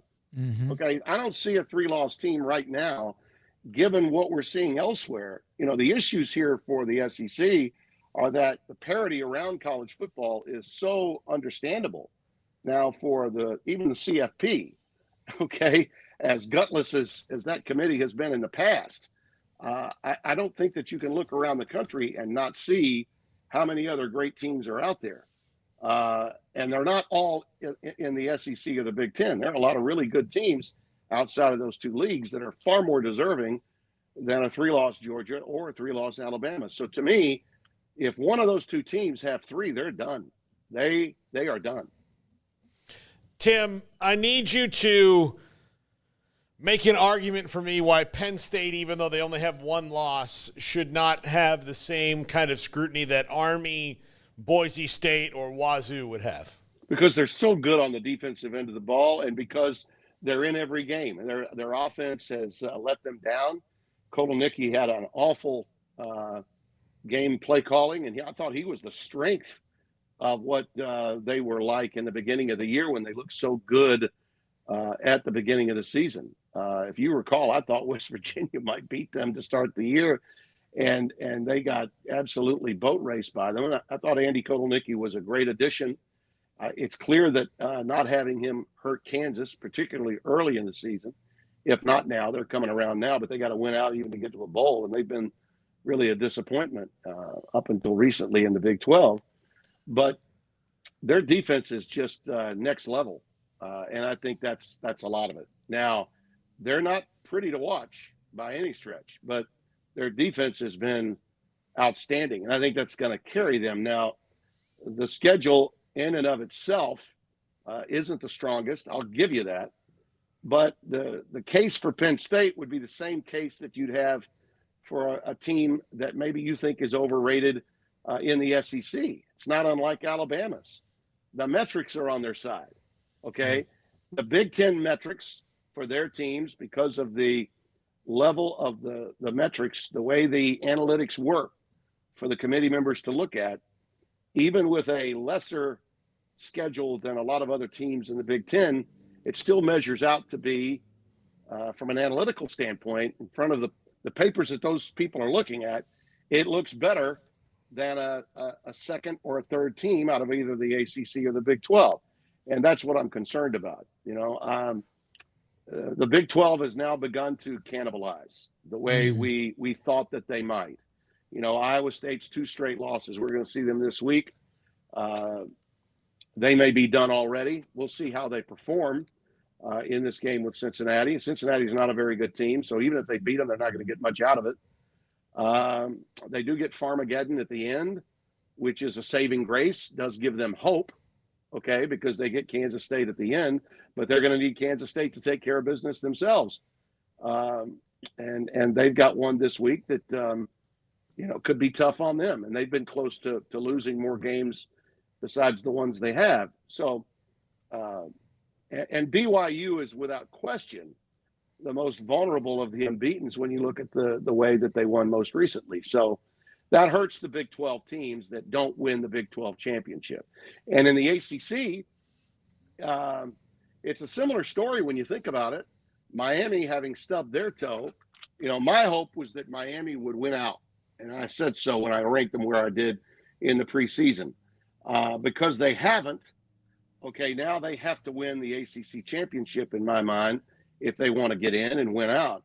But who else do you take, okay, from potentially from the ACC? I don't think the second place team is going to have any better of a chance measuring up against those metrics I was discussing that prop up Penn State. I don't think they'll have as much of a chance even as the Big 12, really, when you think about it. Because I don't think the ACC from the bottom to the top is as strong a league as the Big 12. Jim Brando with us, Fox Sports. You mentioned Iowa State. How far out in advance do you know when you're going to get a game? Is that there's some games maybe well in advance or what? Well, the earliest we can find out is today for a game a week from Saturday. And right. We just did. Devin and I found out. And this is the situation the Big 12 finds itself in. I thought for sure we'd be in a 6-day hold again for the game that's in that primetime window in the Big 12. Fox has decided not to put us on that game. We're going to be doing Michigan and Northwestern at 3:30 in the afternoon on September the 23rd. Just found that out right before I came on with you guys. And I'm going to tell you, and more than likely the reason for that, I don't know because I'm not privy to what their selection is for that week. I know what ours was last week, and we weren't going to get that Kansas State game if we just were not going to get that game. So we get Iowa State and Cincinnati. And Iowa State is just barely hanging on to a possibility of getting in the postseason. Well, that following week, Colorado is going to get another key matchup in the afternoon. Brock and Jason will be there, I'm sure. There's another window for prime time, and we're not going to be there. So rather than being on Fox in prime time on the 23rd, Devin gets to see his alma mater play, which I know is cool for him. Wow! And it's always great to be in the big house. So I'm excited about going back to Michigan. But they're Michigan. They attract a lot of viewers, and the game has to be on FS1 because CBS and NBC share the second and third picks. Okay, and those games and those windows cannot have a competing Fox game in that afternoon 3:30 window. Okay, we have to clear that out. So it has to be on FS1 if Fox is going to have a Big Ten game, and Devin and I get to do it. So I think that should probably tell you whatever game is going to be in that Fox window at 7:00 on the 23rd. It'll probably be either the third or fourth game in the league that week. That's the only thing that I can surmise would have us moving to FS1 for the 23rd. Tim, Mike Norvell started his staff rebuild this week by letting both coordinators go. And one of them, obviously, Alex Atkins, offensive line coach, Ron Dugan's a wide receivers coach. Probably more coming. If you're Mike Norvell, where do you start rebuilding this staff to come back from what I will tell you is the worst sequel since Godfather 3? Well, part of this was, we'll start with the decision to go with Uiagalelei and making that commitment. I don't know what they saw in DJ to believe that he was the right call. I mean, he had a good season at Oregon State a year ago, but it wasn't like he tore the roof off the sucker. And a couple of games they won despite him. Jonathan Smith got the job at Michigan State, so good for him. He got something out of Oregon State season a year ago, and deservedly, by the way. Michigan State's had a decent year in his first season there. And the kid that was backing up DJU, Aiden, a young player that was raw, has done okay for Michigan State this year. So I don't know why they went with Uiagalelei there. I don't know how, but on the basis of how he rated coming out of high school and the can't miss kid that he was supposed to be, sometimes these guys don't pan out. They just don't. But the other factor is we were all heaping praise, if you recall, last year on Florida State for its masterful use of the transfer portal. Yeah. Well, the portal giveth and the portal taketh away. When you do that well in the portal, and by the way, Clemson, we admonish them for not going to the portal at all, right? But right now, Dabo's getting sort of the last laugh on that because at least he still has a prayer now. Florida State does not. So I think you got to rethink, how you're building a program. And I don't know who's playing the role of general manager, but most of these programs now, fellas, have guys that are in roles of GM. In fact, they even have on their office doors, general manager written when you go into the football facilities. And the coaches are getting a lot of them from the NFL, guys that used to work in NFL organizations or come into college to perform the same duties, really, for the head football coach. It's all about trust, and it's all about, I think, looking at the numbers and the amount of money that you have available, and then how many guys that you're going to bring in from a recruiting freshman class that you want to have as the foundational aspects of your program. And clearly, Florida State threw all that out, and they tried to do what Deion did and didn't do it very well. So that's the answer, I think. They've got to make some adjustments, look in the mirror, and see if they found the enemy, because the enemy was themselves. Tim, last thing for you. is this season, now that this is the first year of the 12, is it made it better? Has it made college football better? Because, my goodness, some teams with 2 losses would be done. Oh, yeah. Are you kidding me? Mm-hmm. Absolutely, it's better. I mean, a lot better. And the reason for channel surfing is a lot larger now. As I said, I can't tell you, being a Louisiana native, how my phone was blowing up with disappointed BYU Bengals leaving the stadium saying, hey, we just got back to our tailgate in the rain, turned on the game, and this Genty kid's unbelievable. So you might want to, understand that watching all of college football is really important today, because there are talented guys and teams that are out there that you may not be aware of. Like I got this today from a disgruntled Notre Dame fan. Okay, he was clearly pissed off that I had Indiana as highly rated as I did. And if you guys look at it, you'll see where I've got them. I've got them way up there. Okay, way up there. And people say, well, who have they beaten? All right, the schedule was weak. That's not Kurt Cignetti's fault. I know this. They absolutely trucked Nebraska. Forced their head coach to make a coaching change with his offense and bring Dana Holgorsen in after they absolutely hammered the Cornhuskers. And the very next week, Nebraska could have, maybe should have beaten Ohio State.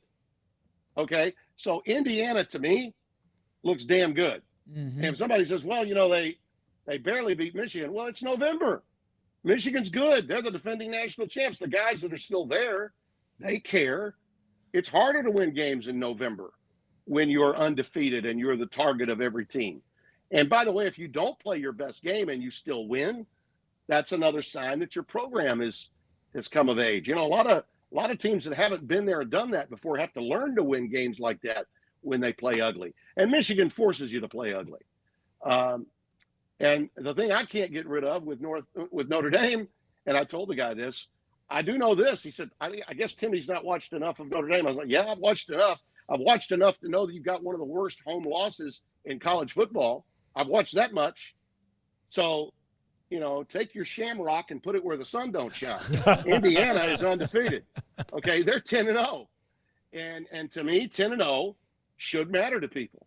Just like I was saying a year ago, Florida State is 13-0. It should matter. It still matters to me. And with the schedules the way they are, with the realignment, the one unfortunate thing about it, guys, is every schedule is not created equal. Every 11-0, every 12-0 is not created equal. But if you've got a brain and you know football and you've seen enough of a team, you should know who's legit and who isn't. All right, I'm here to tell you, Boise State is legit. They have more sacks than any team in the country. Got the best 2 defensive ends, rush ends that you'll find. They're 3 deep at linebacker in the middle. Their nose tackle is a magnificent talent. Their most vulnerable area is the secondary.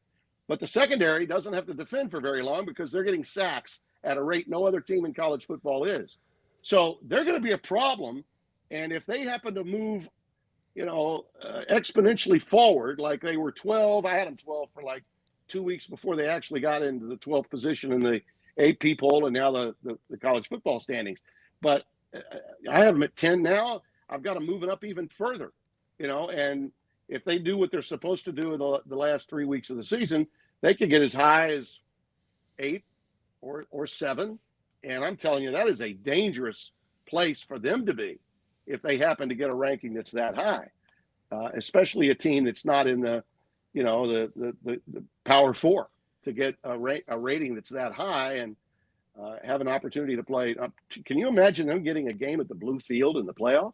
If that would have happened? I mean, my God, if they could get to the 8-hole, that's what they want, is to get to the 8th position so they can host a college football playoff game. And I'm telling you, if they do that, you could get ready. They could make the semifinals now. In a heartbeat, they could make the semifinals.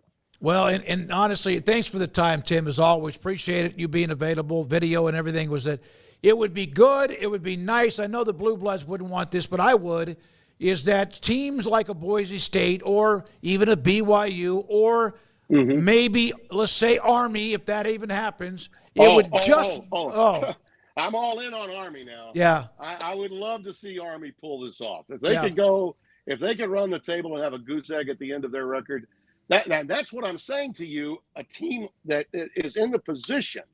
Okay, and this is going to be the thing to watch. I'm glad you mentioned Army. What if, both Georgia and Alabama dropped a game and they were to both get in at the expense of a team like Army? How grotesque would that be? Yeah.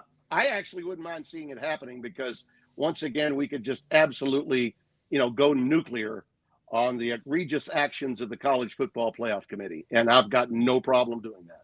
All right. No, actually, our best ever Brando segment, and we've done some great ones, but the one that did the best on YouTube, over 100,000 views, was when you called out the committee last year. Yeah.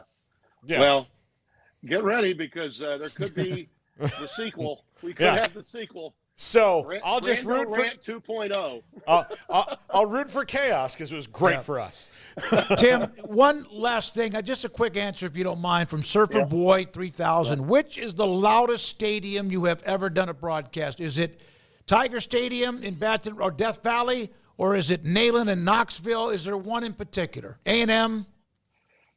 I'd have to go probably A&M. I've had LSU, but the games that I've had with LSU have always been daytime games, and it's just not the same when you do a game in the daytime.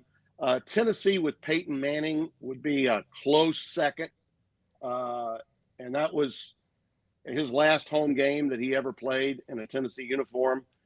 But Texas A&M in the old stadium at College Station, my goodness, incredible. I'll never forget doing the Hurricane Bowl with Lee Corso in 1988. And in Texas, you'll remember that was when Hurricane Gilbert was heading for the Texas coast, and then it moved away and didn't get there. It was sunshine and blue skies back in September of that season.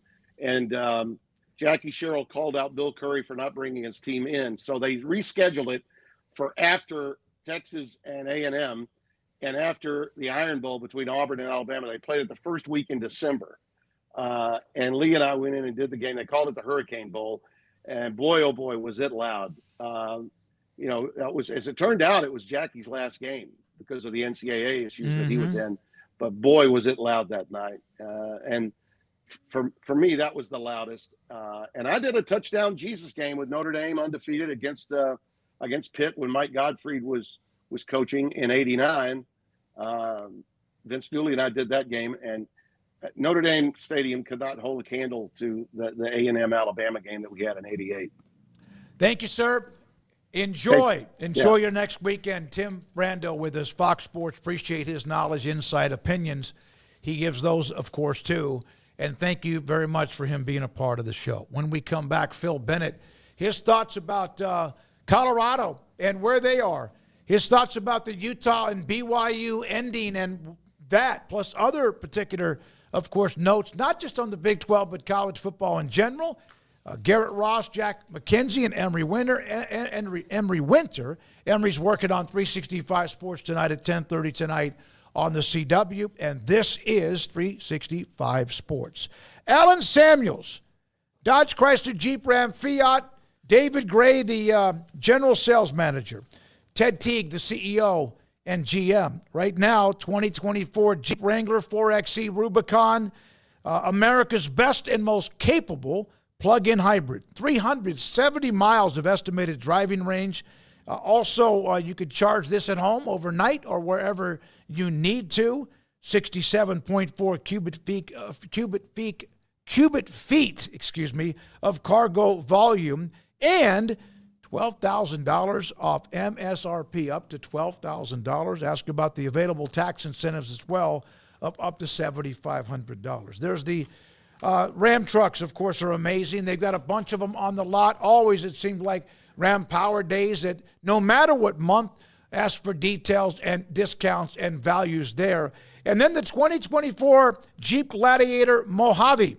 8 speakers, Lynch front suspension lift, also Dana 44 axles, Fox shock, up to $10,990 off MSRP, 22-gallon fuel tank, 4,500 pounds of towing capacity, 5 passenger seating, and that is also available, again, for just under $11,000 off MSRP. Allen Samuels, Dodge, Chrysler, Jeep, Ram, Fiat, Loop 340 east of 84 in Waco.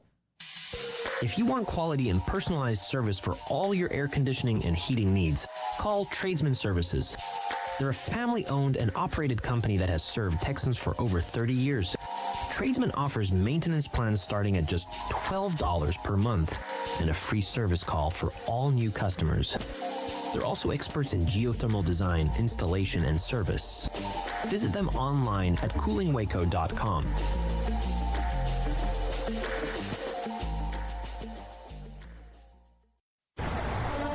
Get ready, Baylor fans. The ultimate game weekend experience awaits you at the Baylor Club. Kick off your weekend with our Friday Night Live pep rally. With live entertainment and special appearances from the Baylor Spirit Squad, it's the perfect way to start your game weekend with a roar. On Saturdays, don't miss our Knox Hall tailgate. Enjoy delicious food, ice-cold drinks, and great company as you gear up for the big game. And after the weekend's excitement, wrap it all up with our famous Bear brunches on Sundays. Don't wait. Make your game weekends legendary with a Baylor Club membership today. There are 26 letters in the alphabet, over 600,000 words in the dictionary, and just 3 of them said together can change everything. Let's order pizza. Those 3 words lead to dough made from scratch and 3 fresh signature cheeses that blanket golden crust in a heavenly melt on Marco's Pizza that'll blow your mind. So visit marcos.com to order and stop by Marco's Pizza in Belmead, China Spring, Woodway, and in Robinson. Marco's. Pizza lovers get it. With so many companies and policies out there, it gets so confusing shopping for insurance, and I never know if I'm getting the policy that's right for me. Luckily, I met the team at the Niche Group Insurance Agency. With the Niche Group, you can go to one company and get access to coverage options from many insurance carriers, and you get to speak to a real person about your specific coverage needs. With the Niche Group, I know I'm getting the right coverage at the right price. If you need insurance, talk to the experts at the Niche Group at 1-800-258-8302. This is 365 Sports. The Sikkim 365 app is brought to you by Allen Samuels Dodge, Chrysler, Jeep, Ram, Fiat. Come by, let's be friends. At this note from the Big 12, we get this from Matt Enser usually on Sundays or Mondays, but 12 of the 16 teams still in contention for the Dr. Pepper Big 12 championship. The conference has 7 teams that are bowl eligible, and 3 others are just a win away. Half of the 50 conference games have been decided by 1 score, which is the most among any FBS leagues. I think that a lot of people, even if there are some that don't know about the value or the depth or how many are legitimate to play for the college football championship, I don't know. Paul, go ahead and call him. Okay. I don't know if that is something that, but it's a great league to watch. I sat there and watched the Cincinnati-West Virginia game. I thought Cincinnati had kind of gotten themselves back in it. West Virginia countered. The BYU Utah game. The Tech game against Colorado, even though Tech kind of popped. Paul, I think he's on Zoom? Yeah, I got him on. Okay, all right. The game with Tech and Colorado, the score separated at the end. It was fantastic to watch, too. We're now joined by Phil Bennett, longtime college football coach, with us on 365 Sports in Longview to see his great younger brother. And Jerry, how's he doing? You know, it's been a good day. I was very pleased. I got here around lunch, and from a week, he's improved. And we're in Longview Christus Hospital, and it's the long care rehabilitation.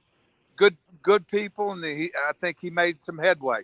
That's awesome. I know it was dire there for a week or so ago, Phil. Good to hear that. All right, let's go to BYU and Utah. They hate each other, the holy war, and then you have the ending, the holding call against Utah after a sack, and then the AD goes off. Your thoughts about just that whole scene? Well, first of all, Smoak, you don't end games on calls like that. That call was I didn't think it was significant enough to be called. And the fact that it got called at that point with it was sack, it was pressure. He wasn't going to get that ball off.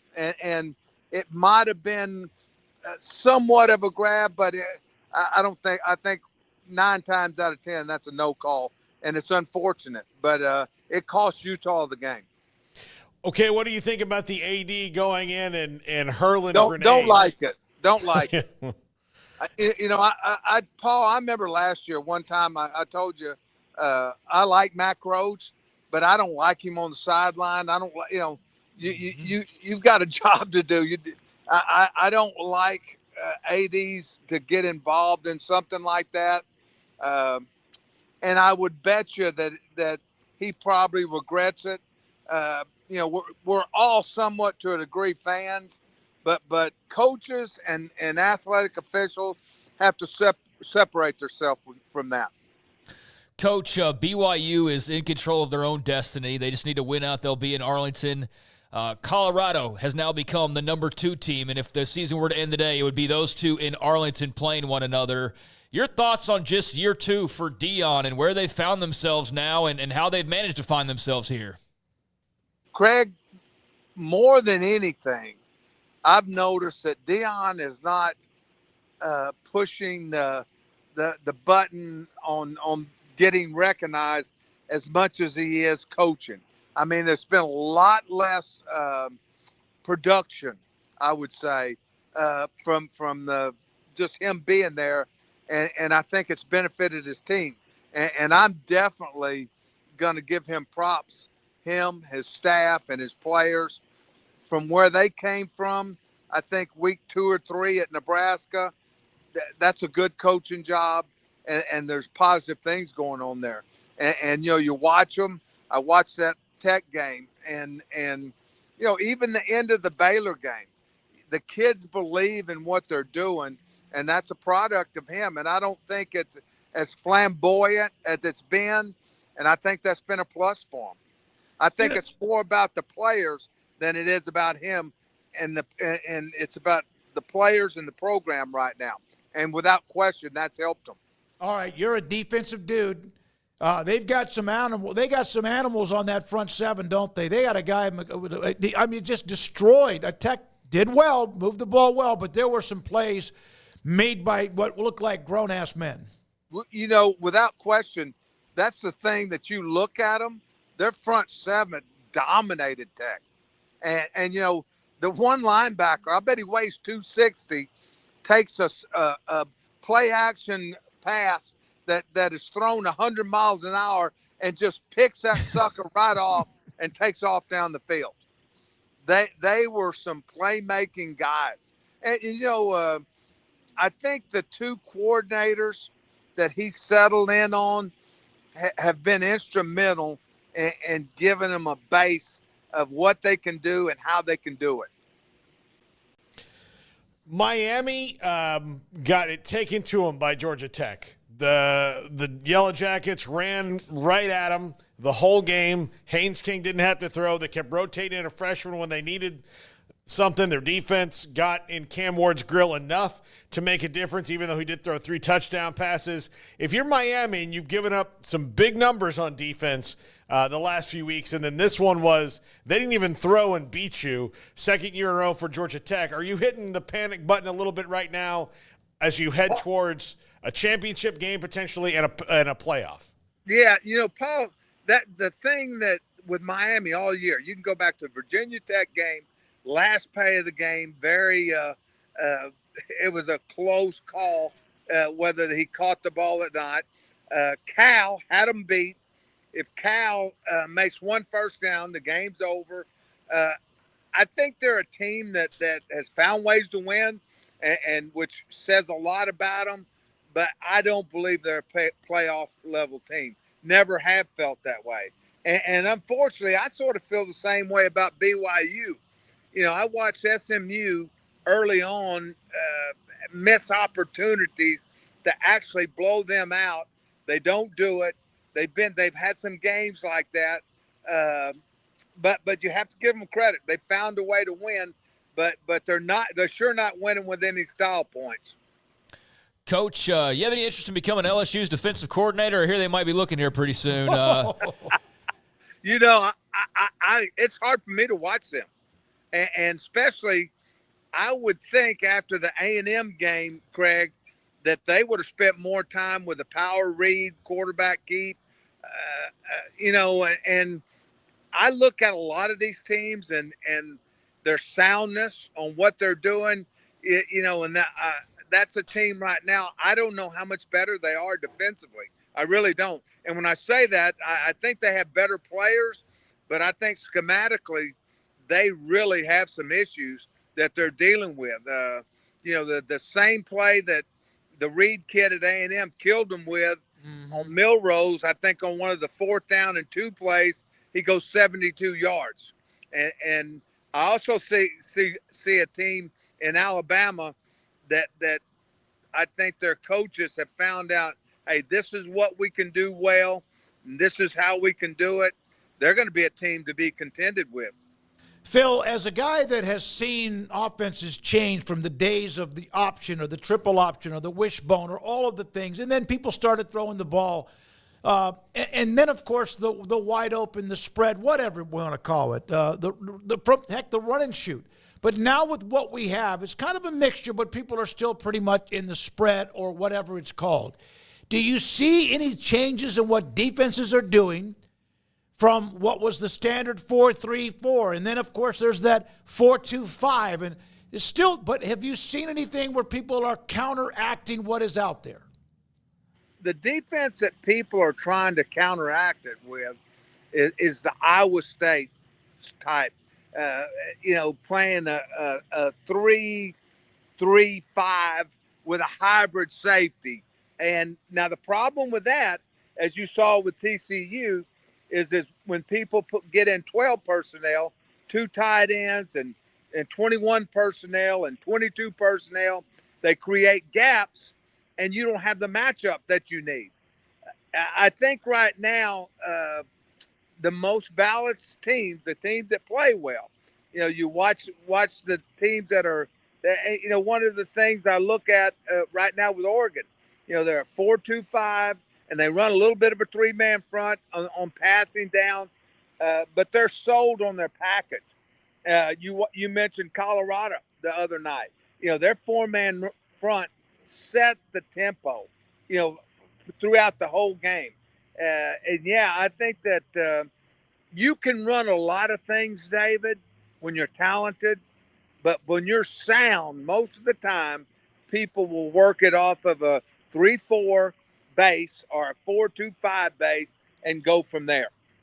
Phil Bennett with us, longtime college football coach, on Mondays in the 5 o'clock hour. Paul?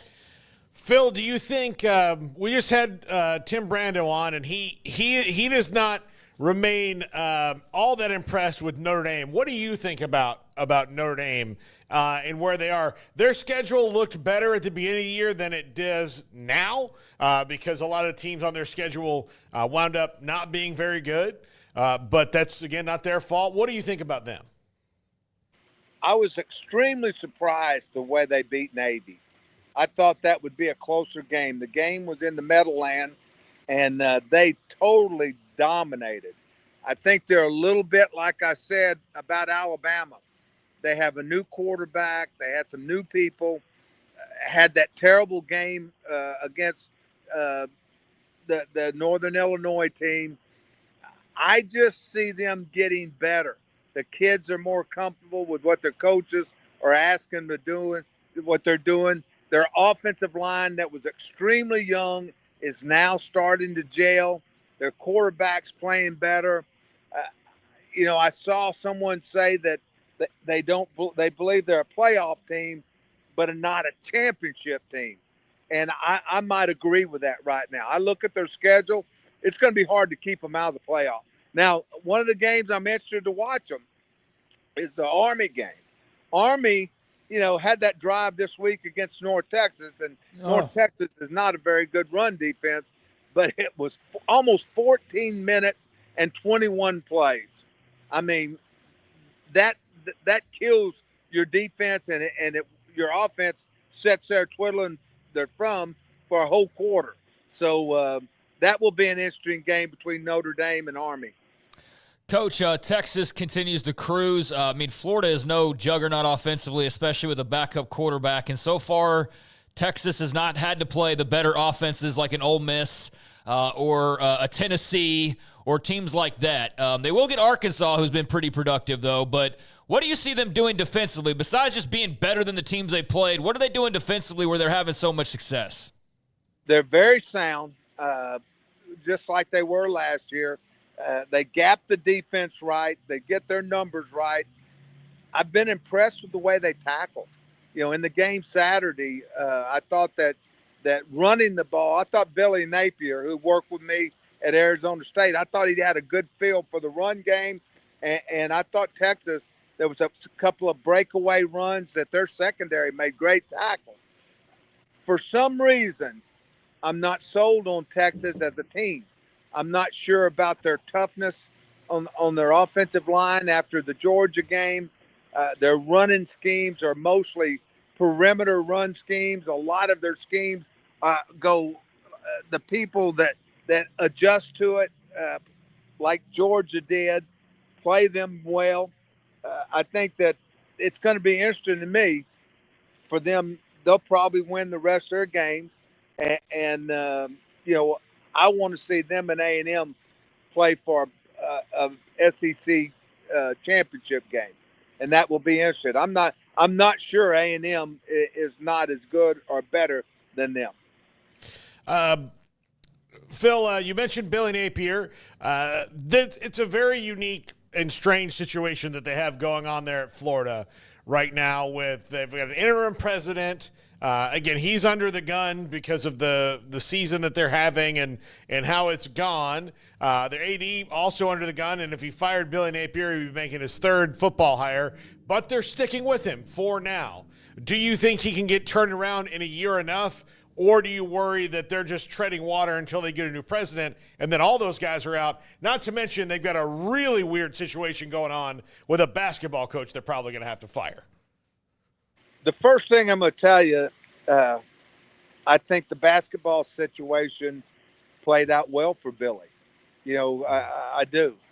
But with that said, Strickland hired Billy, and Billy told him. He said, "We're gonna build this right.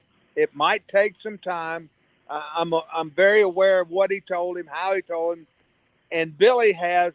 And one of the reasons I think they all decided to say, hey, finish this year, do the best you can do, and next year's a big year for it. I think he's going to have an all-star quarterback that's going to, who's a freshman right now, an all-star running back.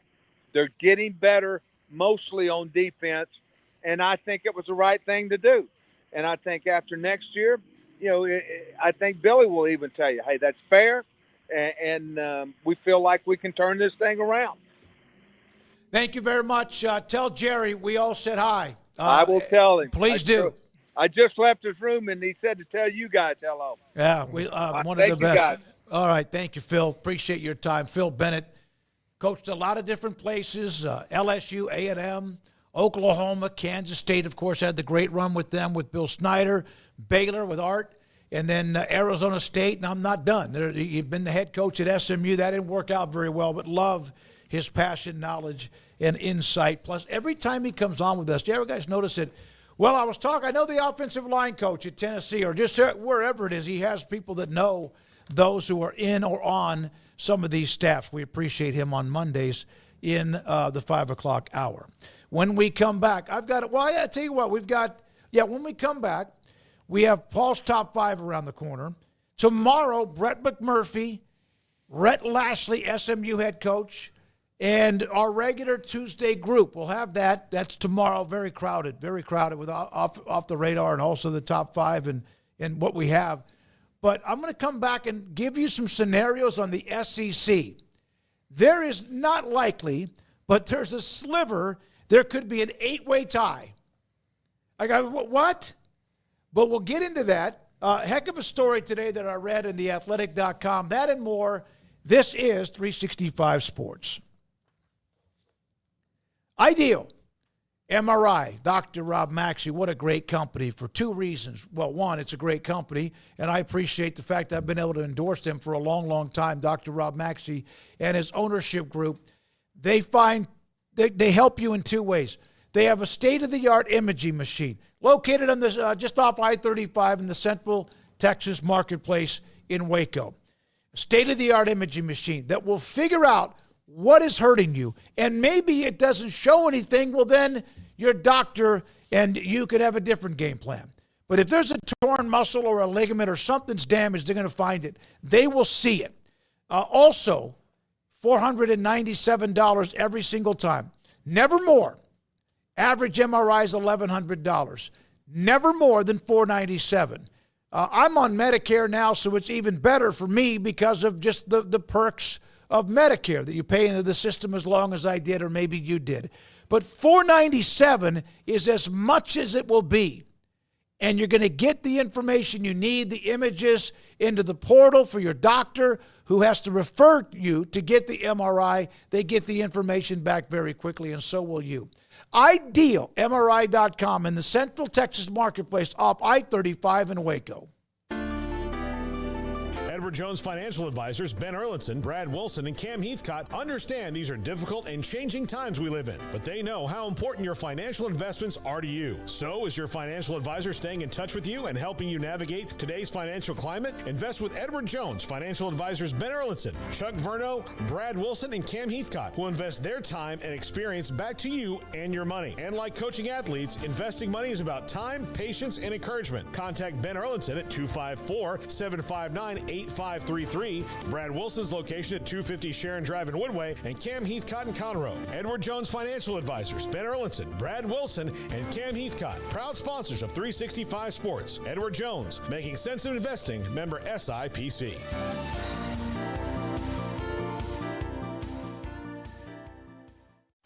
Is your car ready for a makeover? Get ready to fall in love with your ride again at City Tire and Battery. City Tire and Battery is family owned and has provided expert service with top quality products since 1942. And with financing available, there's no reason to put off those much needed upgrades. Give your car the love it deserves and go see City Tire and Battery, located at 1502 South Valley Mills in Waco.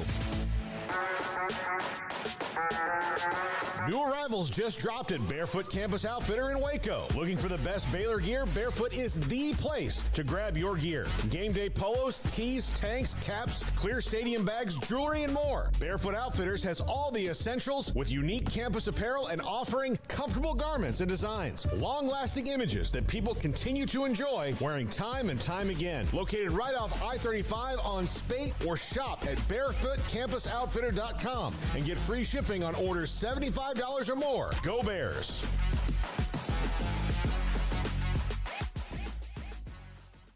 Everything we do for you.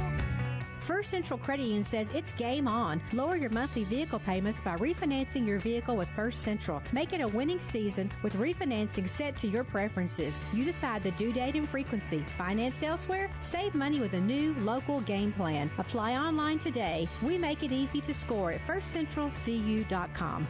Membership and loan policy requirements apply. Member NCUA.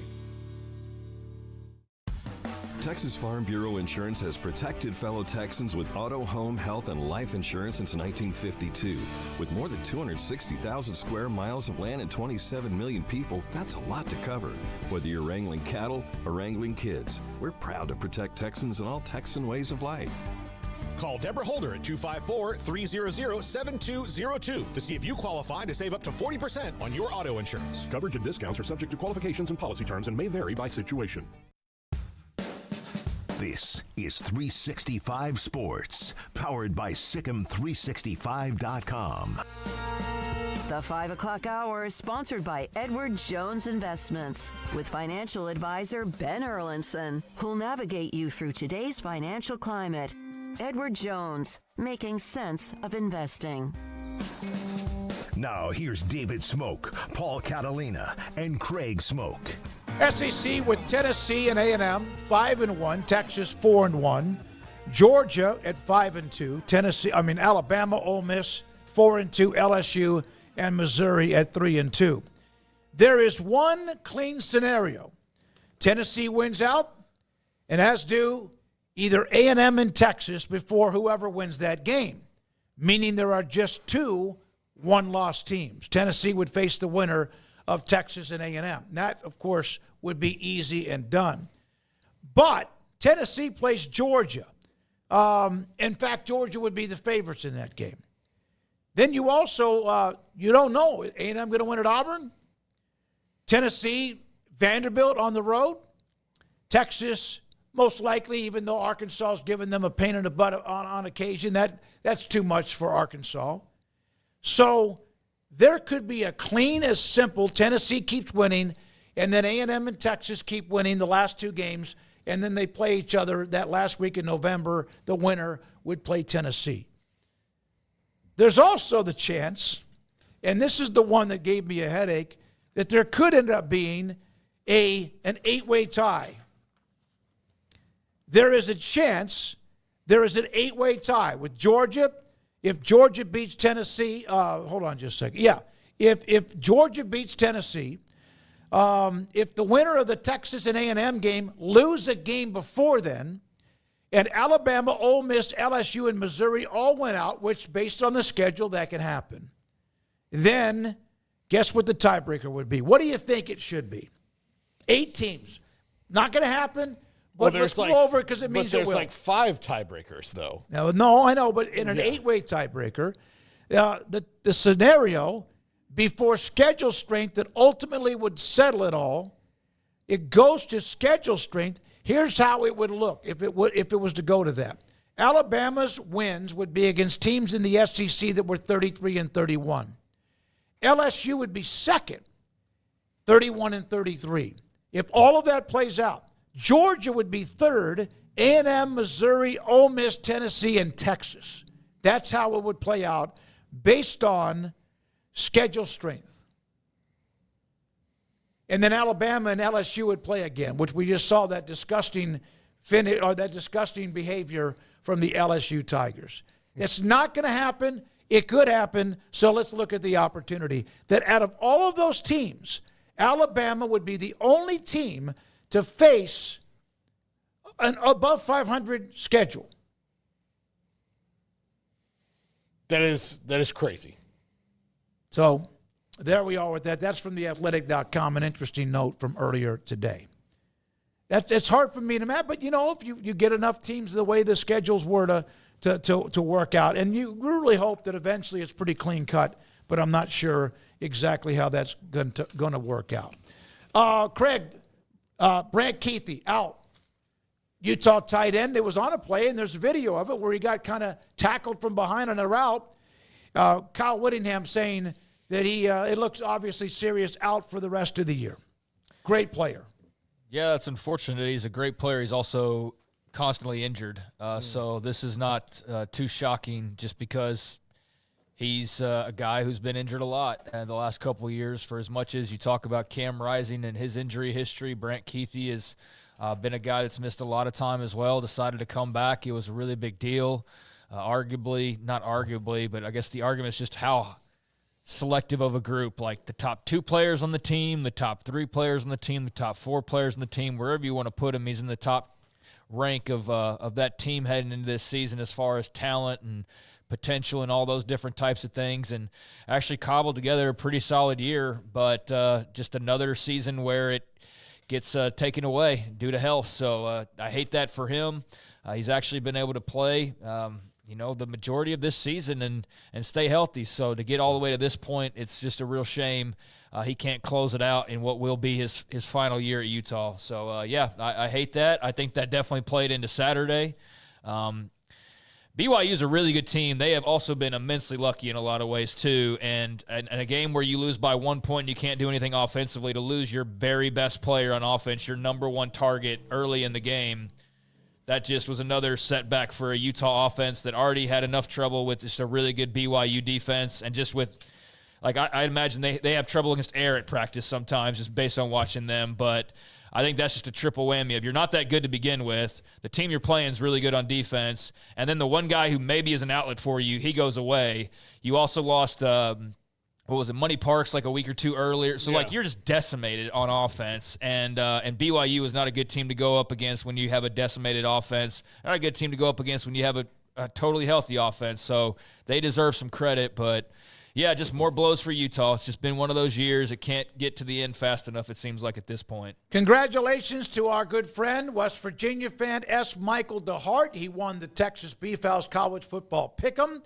He actually, when I put an email to him and also Samantha Duvall at Texas Beef House, his response was, received the email. Thank you very much. I'm looking forward to some Texas Wagyu beef.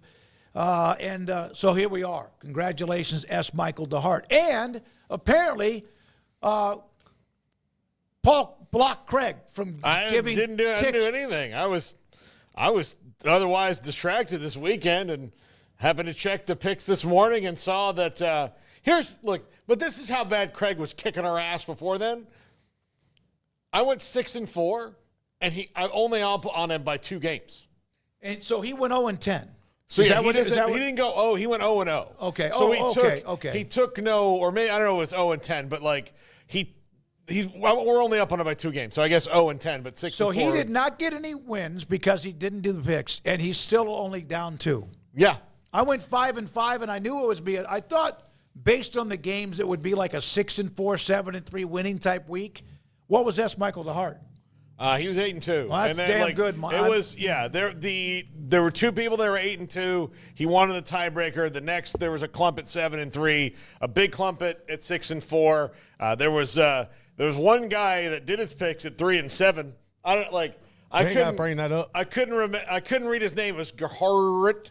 It was Go Ross. Geaux. Actually, it was gross. That's what it was. That's exactly what it was. I missed Cincinnati, West Virginia. Yeah. And West Virginia's right in the middle of all this. I missed the South Florida Navy game. I guess I misunderstood. I saw USF the week before, but they were playing like Florida Atlantics. They suck. I missed the game between Georgia and Ole Miss, and I missed Iowa State and that loss. And then I also missed Vanderbilt. I was hoping Vanderbilt would kind of have some kind of magic against South Carolina, and Gamecocks and Shane Beamer are playing pretty well at this particular time. Now, I'll try and remember to actually do them this week. I just tried to get it in too late. Totally forgot about it because I was traveling, and then got up Saturday morning and was like, oh, damn, I forgot to do those, and they wouldn't allow me to put them in at that point. So, yeah, oh well. We'll see how these next 3 weeks go. And I guess bowl season, is that a part of this as well? I don't know how many gift cards did Kim. I think he got 15. Well, okay. We'll say 15. I'll ask Samantha and also reach out to Kim. Either way, we can do a bowl one and we'll see. But yeah, I don't know. But we're capable to do it all the way through. Well, we have to have the gift card to do anything. Yeah, so but we can do it. If we have the gift card, we can do it. Okay. So yeah. All right. Now, one other note. The Big 12 Football Weekly Awards, Shedeur Sanders, quarterback at Colorado, who engineered that comeback, Offensive Player of the Week. Mello Dotson, along with from KU, and West Virginia safety Anthony Wilson Jr., co-defensive players of the week. And Arizona quarterback Sam Levitt, Arizona State quarterback Sam Levitt, and linebacker Martell Hughes, both from ASU, were the newcomers of the week in the Big 12, with Hughes being special teams. I think he blocked a punt or something, had himself a big day. So those are the Big 12 players of the week. Is the link up, Paul, for the college football pick 'em now? I mean, it's never changed. But so it just stays there. Okay. It stays the same. I'll put it up in the chat room for anybody who may need it. But if you've done it, just go back. It's not changed. The games are picked. I changed some out because, again, week to week, it's different. You can think something's good, but I had to take, Oklahoma State, I had to take them off of a couple because I thought they'd be in some big games. Now they have no big games. There's no big games for them. That's over. So I had to take them out. I had to go through and, I took a bunch out, put more Colorado in than I did at the beginning of the season because I didn't think that by the end of this year they would be in a position where their games would matter all that much. And now they all matter a lot. So it's about going through and finding ones that matter the most for certain reasons. I believe that USC and Nebraska is on there this week because both those teams need a win really bad, but that was the 10th game I put in. It was the last. It was between that and another situation like that. God. Yeah, so. Not long time because the last 15 or 20 I'll tell you years. while we're doing it, then we can get to the USC, pod. Nebraska, 2 logos, and both are like drowning yet again. So the games this week are, hold on, they are Texas and Arkansas, Clemson and Pittsburgh, Utah and Colorado. Again, we're kind of. Yeah. By the way, big noon kickoff is going to be there. Yeah, that's why they got it. Tulane and Navy, an interesting one, 7-point spread for Navy. Boston College and SMU, Nebraska and USC, South Carolina and Mizzou, K-State, Arizona State, Tennessee and Georgia, and Kansas and BYU. So a little Big 12 heavy this week, as a matter of fact. All right. Speaking of that, Garrett, do you have the schedule? And then we'll get to the Four Corners pod to close out the next segment. So here is the week that we have coming up. You have the Friday night game between Houston and Arizona. That game, of course, is on FS1. Then there are 5 games on Saturday. Utah and Colorado, the 11 o'clock kick on Fox. Baylor at West Virginia, ESPN2. Arizona State, this has a lot of implications. Arizona State at 20th ranked K-State at 6. Cincinnati at Iowa State. That game is at 7. And then the late game, Kansas, which has kind of gotten a little resurgence, and 7th-ranked BYU on ESPN. The teams that are off this week, TCU, Texas Tech, UCF, and Oklahoma State. When we come back, we'll look at the Four Corners. That includes 2 teams that are a mess in Utah and Arizona, 2 teams that feel really good about themselves right now, Colorado and Arizona State. And this is 365 Sports. Richard Carr, Buick GMC Cadillac, they are the people that you can count on for whatever it is you're looking to do with your vehicle. Buy new, buy pre-owned. You're looking to just get your car worked on. That was a situation I was facing just a couple of weeks ago, as a matter of fact, and immediately knew once I had a wreck out on I-35 that the people I needed to call were Donnie and company over at Richard Carr, and I did, and they took care of everything, squared me away, and got the job done in a quick amount of time, quicker than they originally stated, which is always appreciated. But right now, they've got tons of savings. You can go experience the great customer service, but also the great pricing for yourself over at Richard Carr. It's no secret that GMC Sierras are the best trucks on the road, and with a multi-pro tailgate, first-class interior, and power to spare, the GMC Sierra is the truck for Texans who want to drive the best. And right now, they have got big savings on Sierras, like $8,000 or more on all 2024 GMC Sierra SLT trucks in stock, and even bigger savings for the 4-wheel drive versions. You can find plenty of Sierra trucks over in the lot right now under $40,000. You can see dealer for more details, but again, take advantage right now of the great savings on GMC Sierras if you're looking to get into a new truck. They also have, for example, the Encore GX, a versatile SUV priced for everyone right now. Save $5,000 on a new 2024 Buick Encore GX. It's quick, spacious, and fun, and it's also got those thousands of dollars in savings as well. Just throwing that out there is just another option. It's not just all trucks, it's not just all cars. It's a mixture of anything and everything you could be looking for right now, from GMC Sierra to the Buick Encore. So check that out. Those are amongst their new offerings. They also have a number of quality pre-owned cars and trucks available as well. If you want value and confidence when looking for a pre-owned car or truck, they have 100 highly inspected vehicles priced to move, and their goal is always 100% credit approval. Treat yourself with a new car or truck this month and find monster savings over at Richard Carr off Highway 6 and the Imperial exit. Baylor alumni are more than 160,000 strong. When we all join hands to support our university, we don't just move the needle, we move mountains. Working together, we create life-changing opportunities for students on the field, in the classroom, in the laboratory, and in life for generations to come. So get connected, get involved. Learn how at baylor.edu/alumni.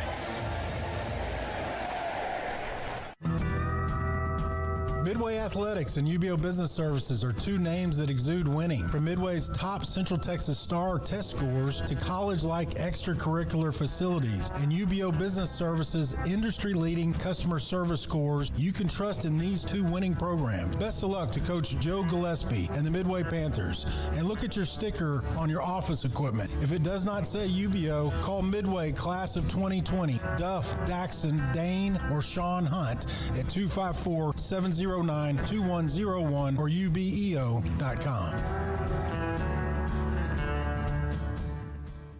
Our good friend Brad Boozer, Boozer's Jewelers here at 365 Sports. Now, Brad, people who watch and listen to our show know I'm a double-time customer for you, engagement ring and wedding band, and you guys do that great, but that's not all you do at Boozer's Jewelers. Absolutely, and I always like to say, it's a new year. It's a great way to start the year out. Go through your old jewelry. Go through your wife's jewelry box. Go through anything you're maybe not wearing, something that's broken, something that you're not using. We do a massive amount of custom work. We can take your old jewelry, old diamonds, old watches, and we can convert it into something special for you and make a one-of-a-kind piece of jewelry. And if that's not something you're interested in, a great thing is we can turn that into cash. So we buy gold, we buy diamonds, we'll buy Rolex watches, any kind of heirloom jewelry, anything that's maybe passed down to you. Boozer's Jewelers, where do they find you, Brad? We're at 1025 North Valley Mills Drive, right on the corner of Lake Air Drive and Valley Mills with the big clock on the corner. This is 365 Sports, powered by Sikkim365.com. This segment is brought to you by Bud Light. Enjoy the smooth, crisp taste of Bud Light beer. Easy to drink, easy to enjoy. All right, here we go with the Big 12 pod today being the Four Corners, which is the four new schools, a happy Utah, not a really kind of grumpy, I guess you could say, Arizona, and then two teams that feel really good about themselves, and they should, with Colorado and also Arizona State. Let's start with Arizona State. Kenny Dillingham and his football team, what a great run it's been. They won a game. They won without Scatteraboo and looked good doing it. Of course, Levitt played very, very well. And let's start with Arizona State. 7-2 on the year, and also in the mix at 4-2 in the Big 12. Yeah, Kenny Dillingham is probably it's going to come down to him and Kalani Sitake for my Coach of the Year vote because ahead of Dion too. Yeah, I mean that's going to be it's going to be tough. Sitake will win it if he runs the tape. Yeah, right. yeah. But Kenny Dillingham deserves a lot of that too, and they're going into a big spot this week. Kansas State. Kansas State needs, to win this to keep pace. Arizona State needs to win this to keep pace. So now you've got a game that nobody thought was, going to be a major thing for the conference here now in the last month. And it has huge implications if these teams want to be in it. And Arizona State obviously would have to sneak in. But at this point now with Kansas State's record, they've got to sneak in too. So it's kind of anybody's game. And happy to see these games mean something late in the season, especially for teams that we didn't think it would. Yeah, I mean, you mentioned the big block kick, and he was getting rewarded for that with the Big 12 weekly honors. So that was a pivotal moment. But Sam Levitt as well, just really great. Glad he's healthy. He makes a huge difference for them. And to not have Cam Scatteraboo, as you guys mentioned, was obviously huge going into this game. I mean, battle of two of the Big 12's better rushing teams, but a big missing piece in the guy for the Sun Devils. And he was out there supporting his team and looked like he was doing okay. I don't think we're going to not see him the rest of the season by any stretch, but just this game he wasn't available, and with the toll he's taken and the amount of carries he's gotten, I guess it shouldn't be very surprising, but I guess what was surprising was how well Arizona State managed that, which is a testament to Kenny Dillingham, because so much of their focus has been just on Scatteraboo kind of carrying this offense, Levitt doing a little bit here and there, but Jordan Tyson, a guy that now deserves a lot of love and some attention. He's been a very solid receiver for them this year. He's a Texas kid, and he's got a really nice little pairing going on right now with Sam Levitt. There's some trust there, and Tyson's delivering, so he came in clutch on Saturday with a couple big scores, some big catches, and I think you can add him to Levitt and Scatteraboo in terms of just when you're kind of eyeing Arizona State and their weapons. So he came up big along with Levitt in that regard, and I just think it was a great win against a team who played actually pretty well. I mean, 31 points, I don't think you're going to feel too bad about scoring that many points in any given game. I think you'll feel pretty good about your chances to win, but Arizona State was just a touch better, and that's one of the better stories in the Big 12, as you guys mentioned. So here they are. They've easily attained bowl eligibility. They've blown past that now at this point. It's a matter of how many games are they going to win, and quite frankly, they're not out of the Big 12 title hunt. I know everybody says, well, there's like 11 teams are still technically – there's no technically about Arizona State. Arizona State's like in that sucker. They just need like a little bit of help and to keep winning, and they will be in that game. But they're right there on the door knocking right now. Having said that, you've got to go to Kansas State. So – there will be a test to kind of see if you're still there on the other side of that. But hey, win this one, then Kansas State wins Farmageddon, and that's something that benefits you tremendously, especially if you went out and you're sitting there at 10-2 at the end of the year, and you don't know what's going to happen, with the rest of it. So and you've got BYU still too, right? They've got BYU they got still, BYU as well. I mean, they've got an interesting schedule coming up. They have Arizona, the rivalry game at the end of the year in Tucson, but I don't think you're really sweating that much, and you're not thinking about it at all with the 2 games you have coming up, especially K-State. On the road. So that'll be a huge test. I think that'll be a really fun matchup, though. I'm really looking forward to that one, and I'm just uber impressed by the Sun Devils, and I'm a big believer in Kenny Dillingham and the direction he has this program going. So, yeah, they're sitting in a really nice spot right now. Well, and that was a nice win. No, it was a heck of a win, and to do it with Levitt stepping up when they needed him the most. So there's one. And he's young, too, and one of the things Dillingham said was – got 3 years left, right? Yeah. Dillingham rallying – he definitely delivers his messages. He called out the home crowd, or like not called out, but he's kind of said like, guys, we need you this weekend when they were playing UCF. And, he's kind of had to kind of push a little bit here and there. And one of the things he pushed this past week is Sam Levitt needs some NIL deals. He did. I mean, he wants to keep him around, right? He's a young quarterback, and if they don't do it, somebody else is bound to, as much as quarterbacks are in need. So, yeah, Sun Devil supporters, you need to go line up those NIL deals, try to get Sam Levitt some cash because he's playing pretty well right now, and he's definitely part of your future. Absolutely. I did not know. I didn't know he made that comment. Good for him, trying to be proactive rather than reactive. So there's one of the 4 corners. The other one, red hot, 3 straight wins. Colorado, 5-1. Just a game back of BYU in the Big 12 championship race. And 7-2. They're not just bowl eligible like Arizona State. They're like Iowa State, Kansas State. They're in. They're going to go to a bowl game. Now the question is what kind of bowl game? And I thought that Colorado going into Lubbock, Texas Tech started well. They weathered the storm. The offense was kind of like, Texas Tech's defense was creating some problems. And then they got a touchdown drive. And then after that, they just took off, a jet engine, so to speak. And whenever there was a drive that they needed a little extra, they came up with that little extra. They are on a 3-game winning streak, and Colorado is a red-hot football team. Yeah, I should mention also the Arizona State, they are right there knocking on the door of the top 25. I just wanted to pass that along because that's of note. Also, Colorado's played really well, and they've been a great story this year. But that was really impressive to go out to Lubbock and get a win against a feisty Texas Tech team. Shedeur played really well, obviously.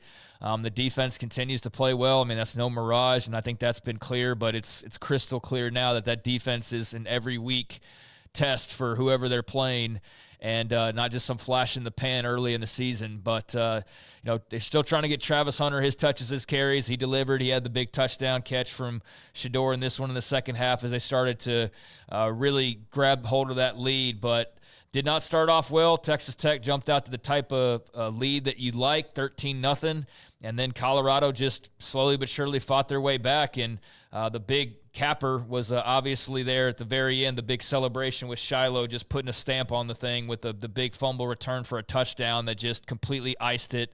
Mata, their kicker's been really good. I mean, they're just a good team. They got good weapons. They've got good offense, good defense, good special teams. They're a good team. Yeah, you brought up the kicker. He's had some clutch kicks during this stretch, and there was one, I don't know if it put him up by 9 or what it was, but it was like a 40-plus yard field goal. He nailed it right down the gut, so he's been good.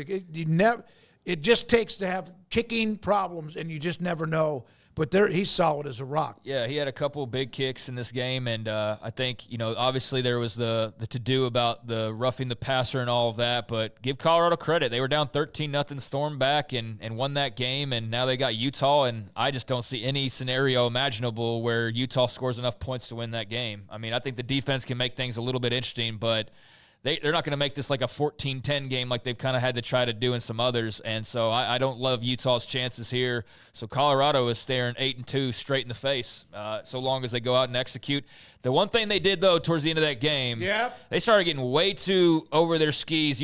There was 7 minutes left. They're acting like the game's over with. And there's 15-yard penalties flying, and they're giving Tech life. And I'm sitting there going like, dude. Hey, 7 minutes and you can't run the ball. Right. Like, that's the thing. Like, that is where, and like I do think what Phil Bennett said earlier about Deion kind of reining in the hot dog nature of the team, he's done a good job of that, but that's also like his DNA that's in there that's, it's like, I guess when you see your kids have one of your qualities that they can't control just yet. That's what they have to do, because now if they could turn around and hand the ball off and take 4 minutes off of a clock on a drive for sure. They don't. They can't do that. It's big plays.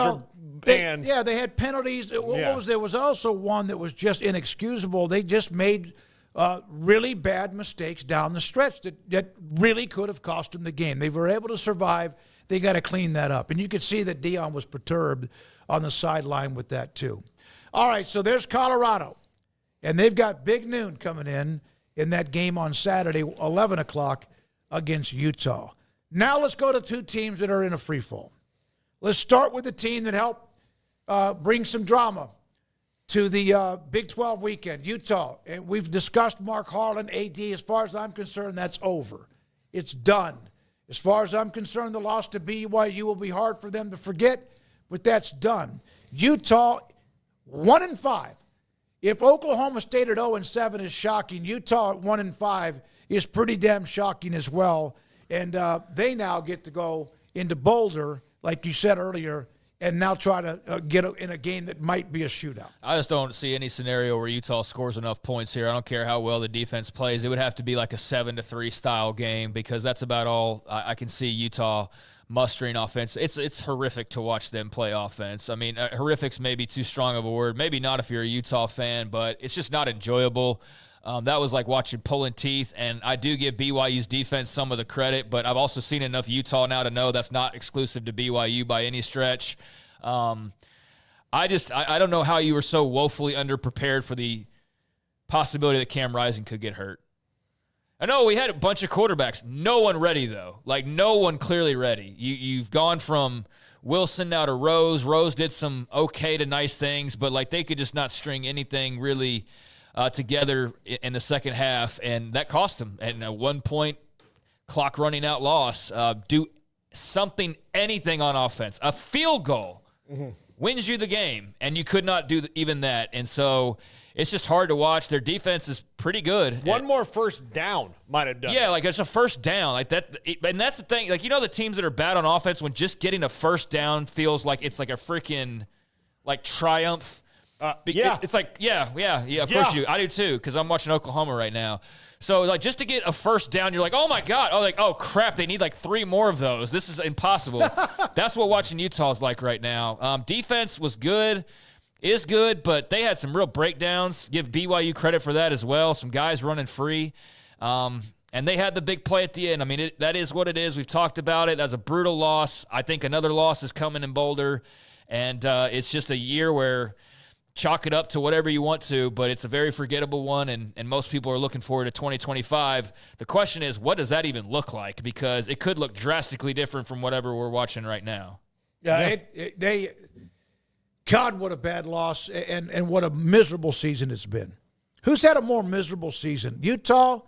Well, expectation, it's got to be Oklahoma State, right? It's got to be Oklahoma State. No, I think they're living the same life. I think it's the same thing. Yeah. I think they're like, look, if you were at like a grief counseling session, and everybody in that session is going through the same thing, and that's kind of, if you're my team really sucks and we can't win a conference game, or our quarterbacks keep getting hurt, or they're ineffective, or the star players aren't. Like, Utah and Oklahoma State would be like, yeah, man, you're my sponsor. Like, that's how it's gonna be. You're gonna be my buddy. That's how it would work. Here's the other thing. Utah had Micah Pittman leave the team, which isn't like life-changing by any means, but they're starting to get into that period now where it's all about like, just break it down, and the build-up's coming. It's just a matter of who's going to be in charge of the build-up. Is going to be Kyle Whittingham, or is going to be Morgan Scalley?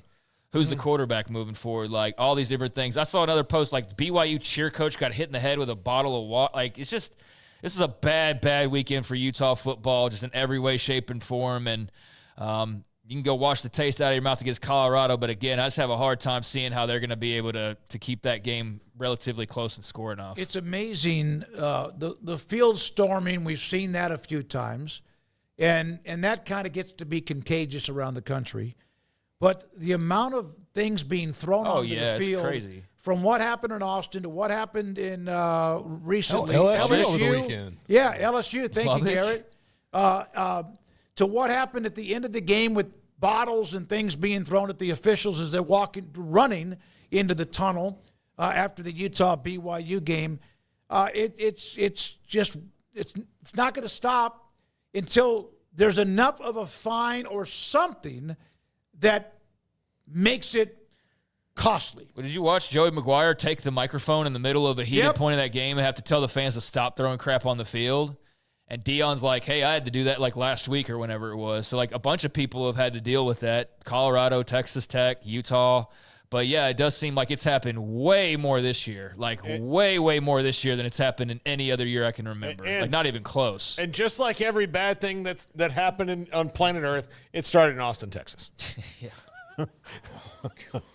Well, they did get the benefit of that, actually. Yes. So you wondered if, yeah. I mean, it is Paxton, true. do not text me. Text Paul. I'll give you his number. I mean, that's just facts, though. That's facts. Like, they threw the water bottles and got what they wanted out of it, except for the result. But, I mean, yeah, I don't blame them. Obviously, Paul's sort of joking, but that has happened a lot more this year. And we can just rattle off the places. If you give me, like, previous 10 years' name, I don't know. But this year I can name a handful quickly. I just think that fans in general and people in general just really don't care. I think that they just lose their mind, and maybe they excited about seeing their face or whatever on some sort of social media.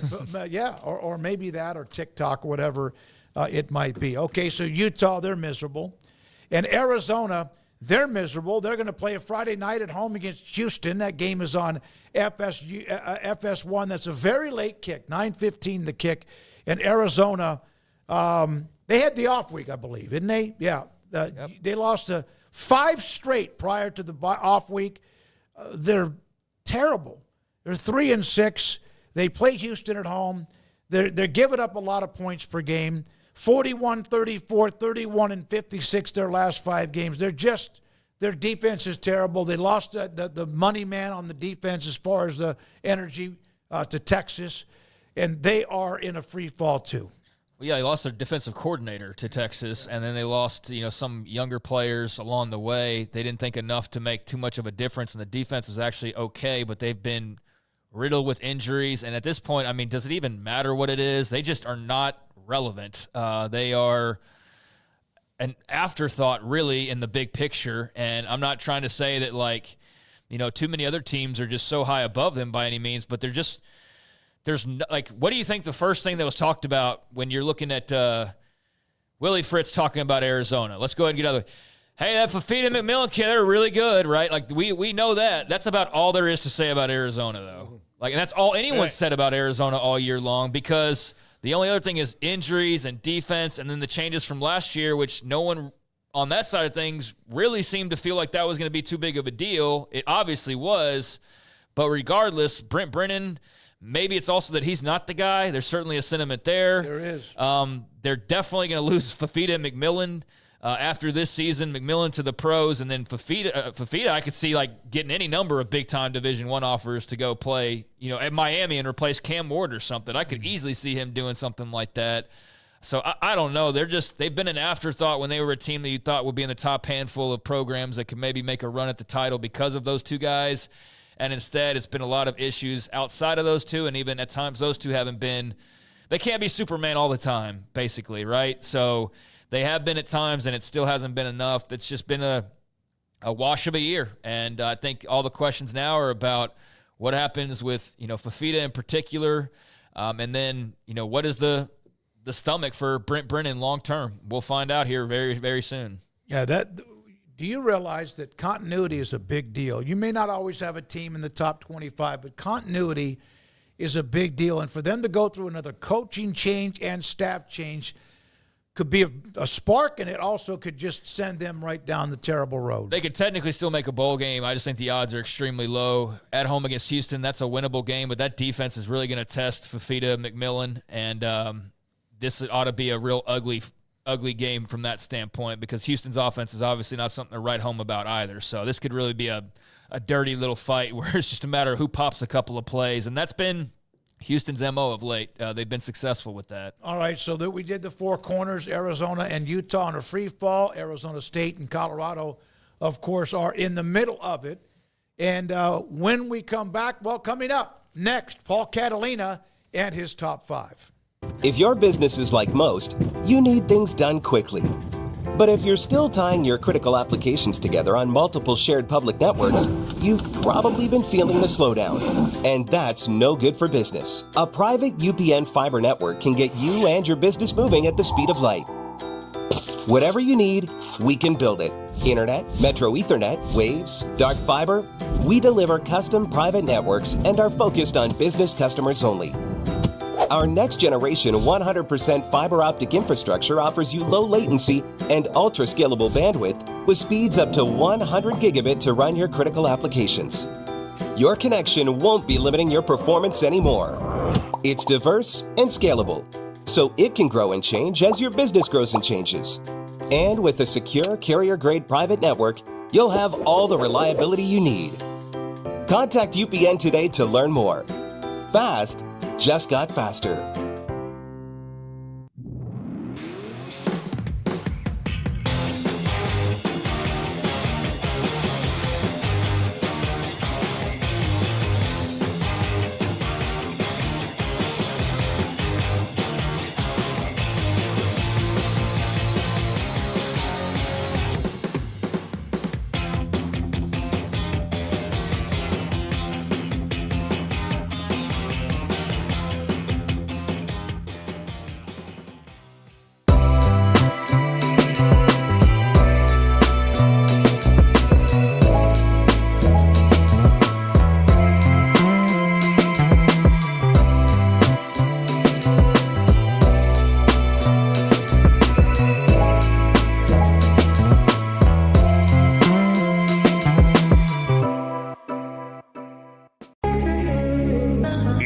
For Paul Catalina's Top 5, brought to you by Texas Beef House. Where's the best beef in Texas? Your house when you order from Texas Beef House. Unleash the flavor of Texas raised Wagyu. From our pasture to your plate, TexasBeefHouse.com. Welcome in, Paul Catalina's Top 5, the Week 11 Awards, brought to you by Texas Beef House. Use our promo code 365 Sports. Almost forgot. Long weekend of debauchery. I'm sorry, a little slow on the uptake on a Monday, but it's okay. I'll shake it off. Let's go. Number 5, the Red Wedding Award goes to Florida State. If you're familiar with Game of Thrones and the Red Wedding, it was an episode in which a ton of characters got killed right in the season finale. It was very shocking. If you hadn't followed the books, you had no idea it was coming. It was very bad. Well, Florida State had their own Red Wedding, and it was probably just the first part of it, as offensive coordinator and offensive line coach Alex Atkins was let go. Adam Fuller, the defensive coordinator, was let go.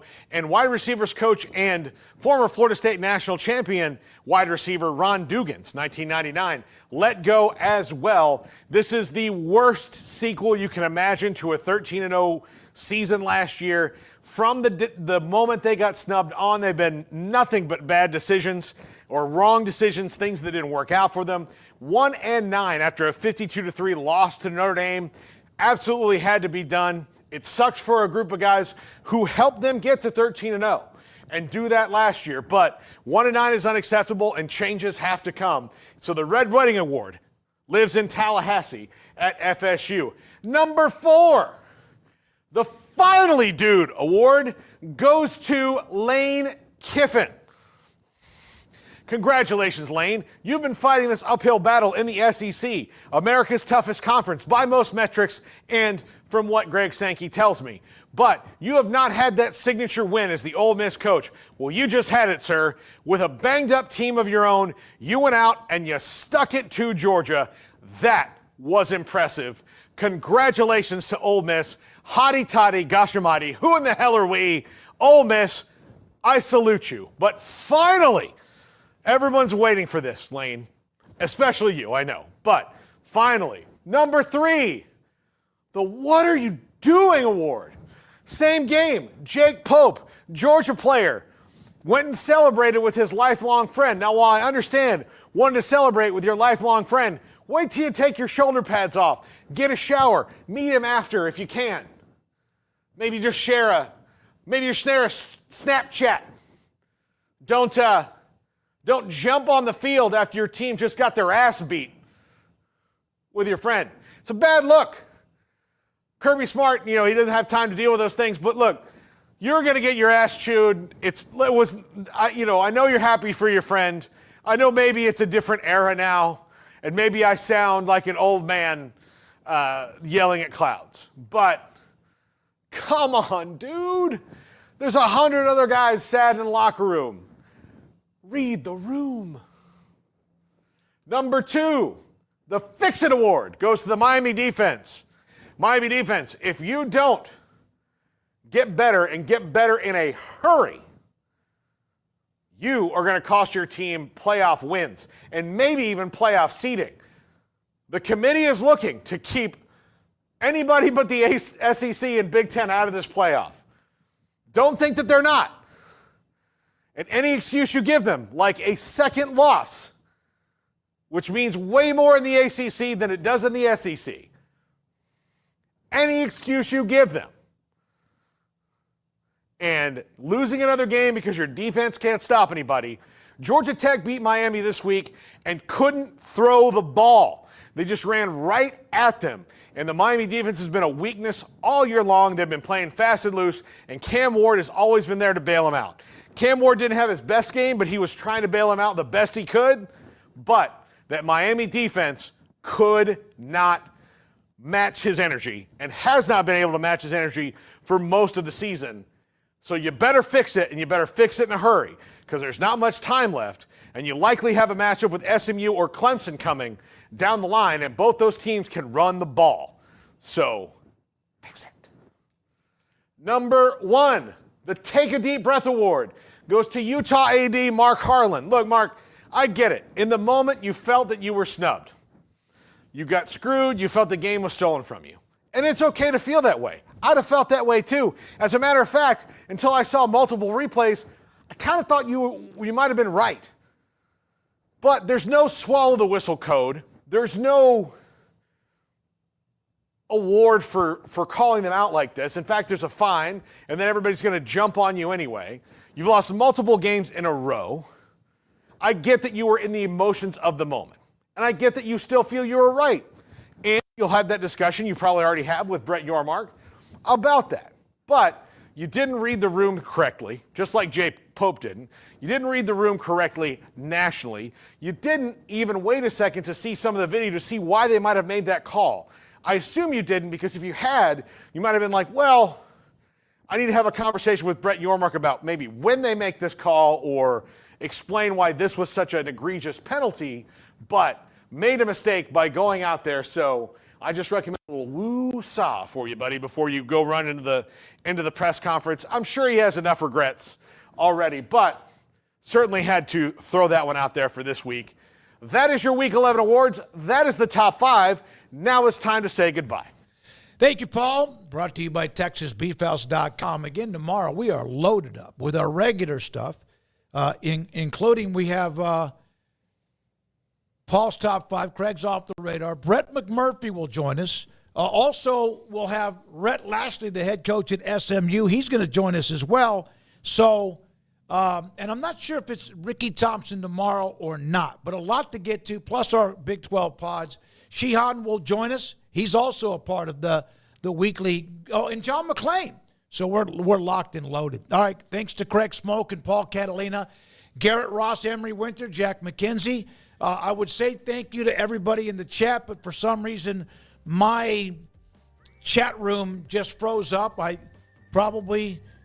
probably because of somebody that's just mean. For Paul Catalina and Craig Smoak, again, thanks to our great sponsors. Happy Veterans Day for those of you thank you for serving our country either in the past or even right now. I'm David Smoak. Have a great night. Good night.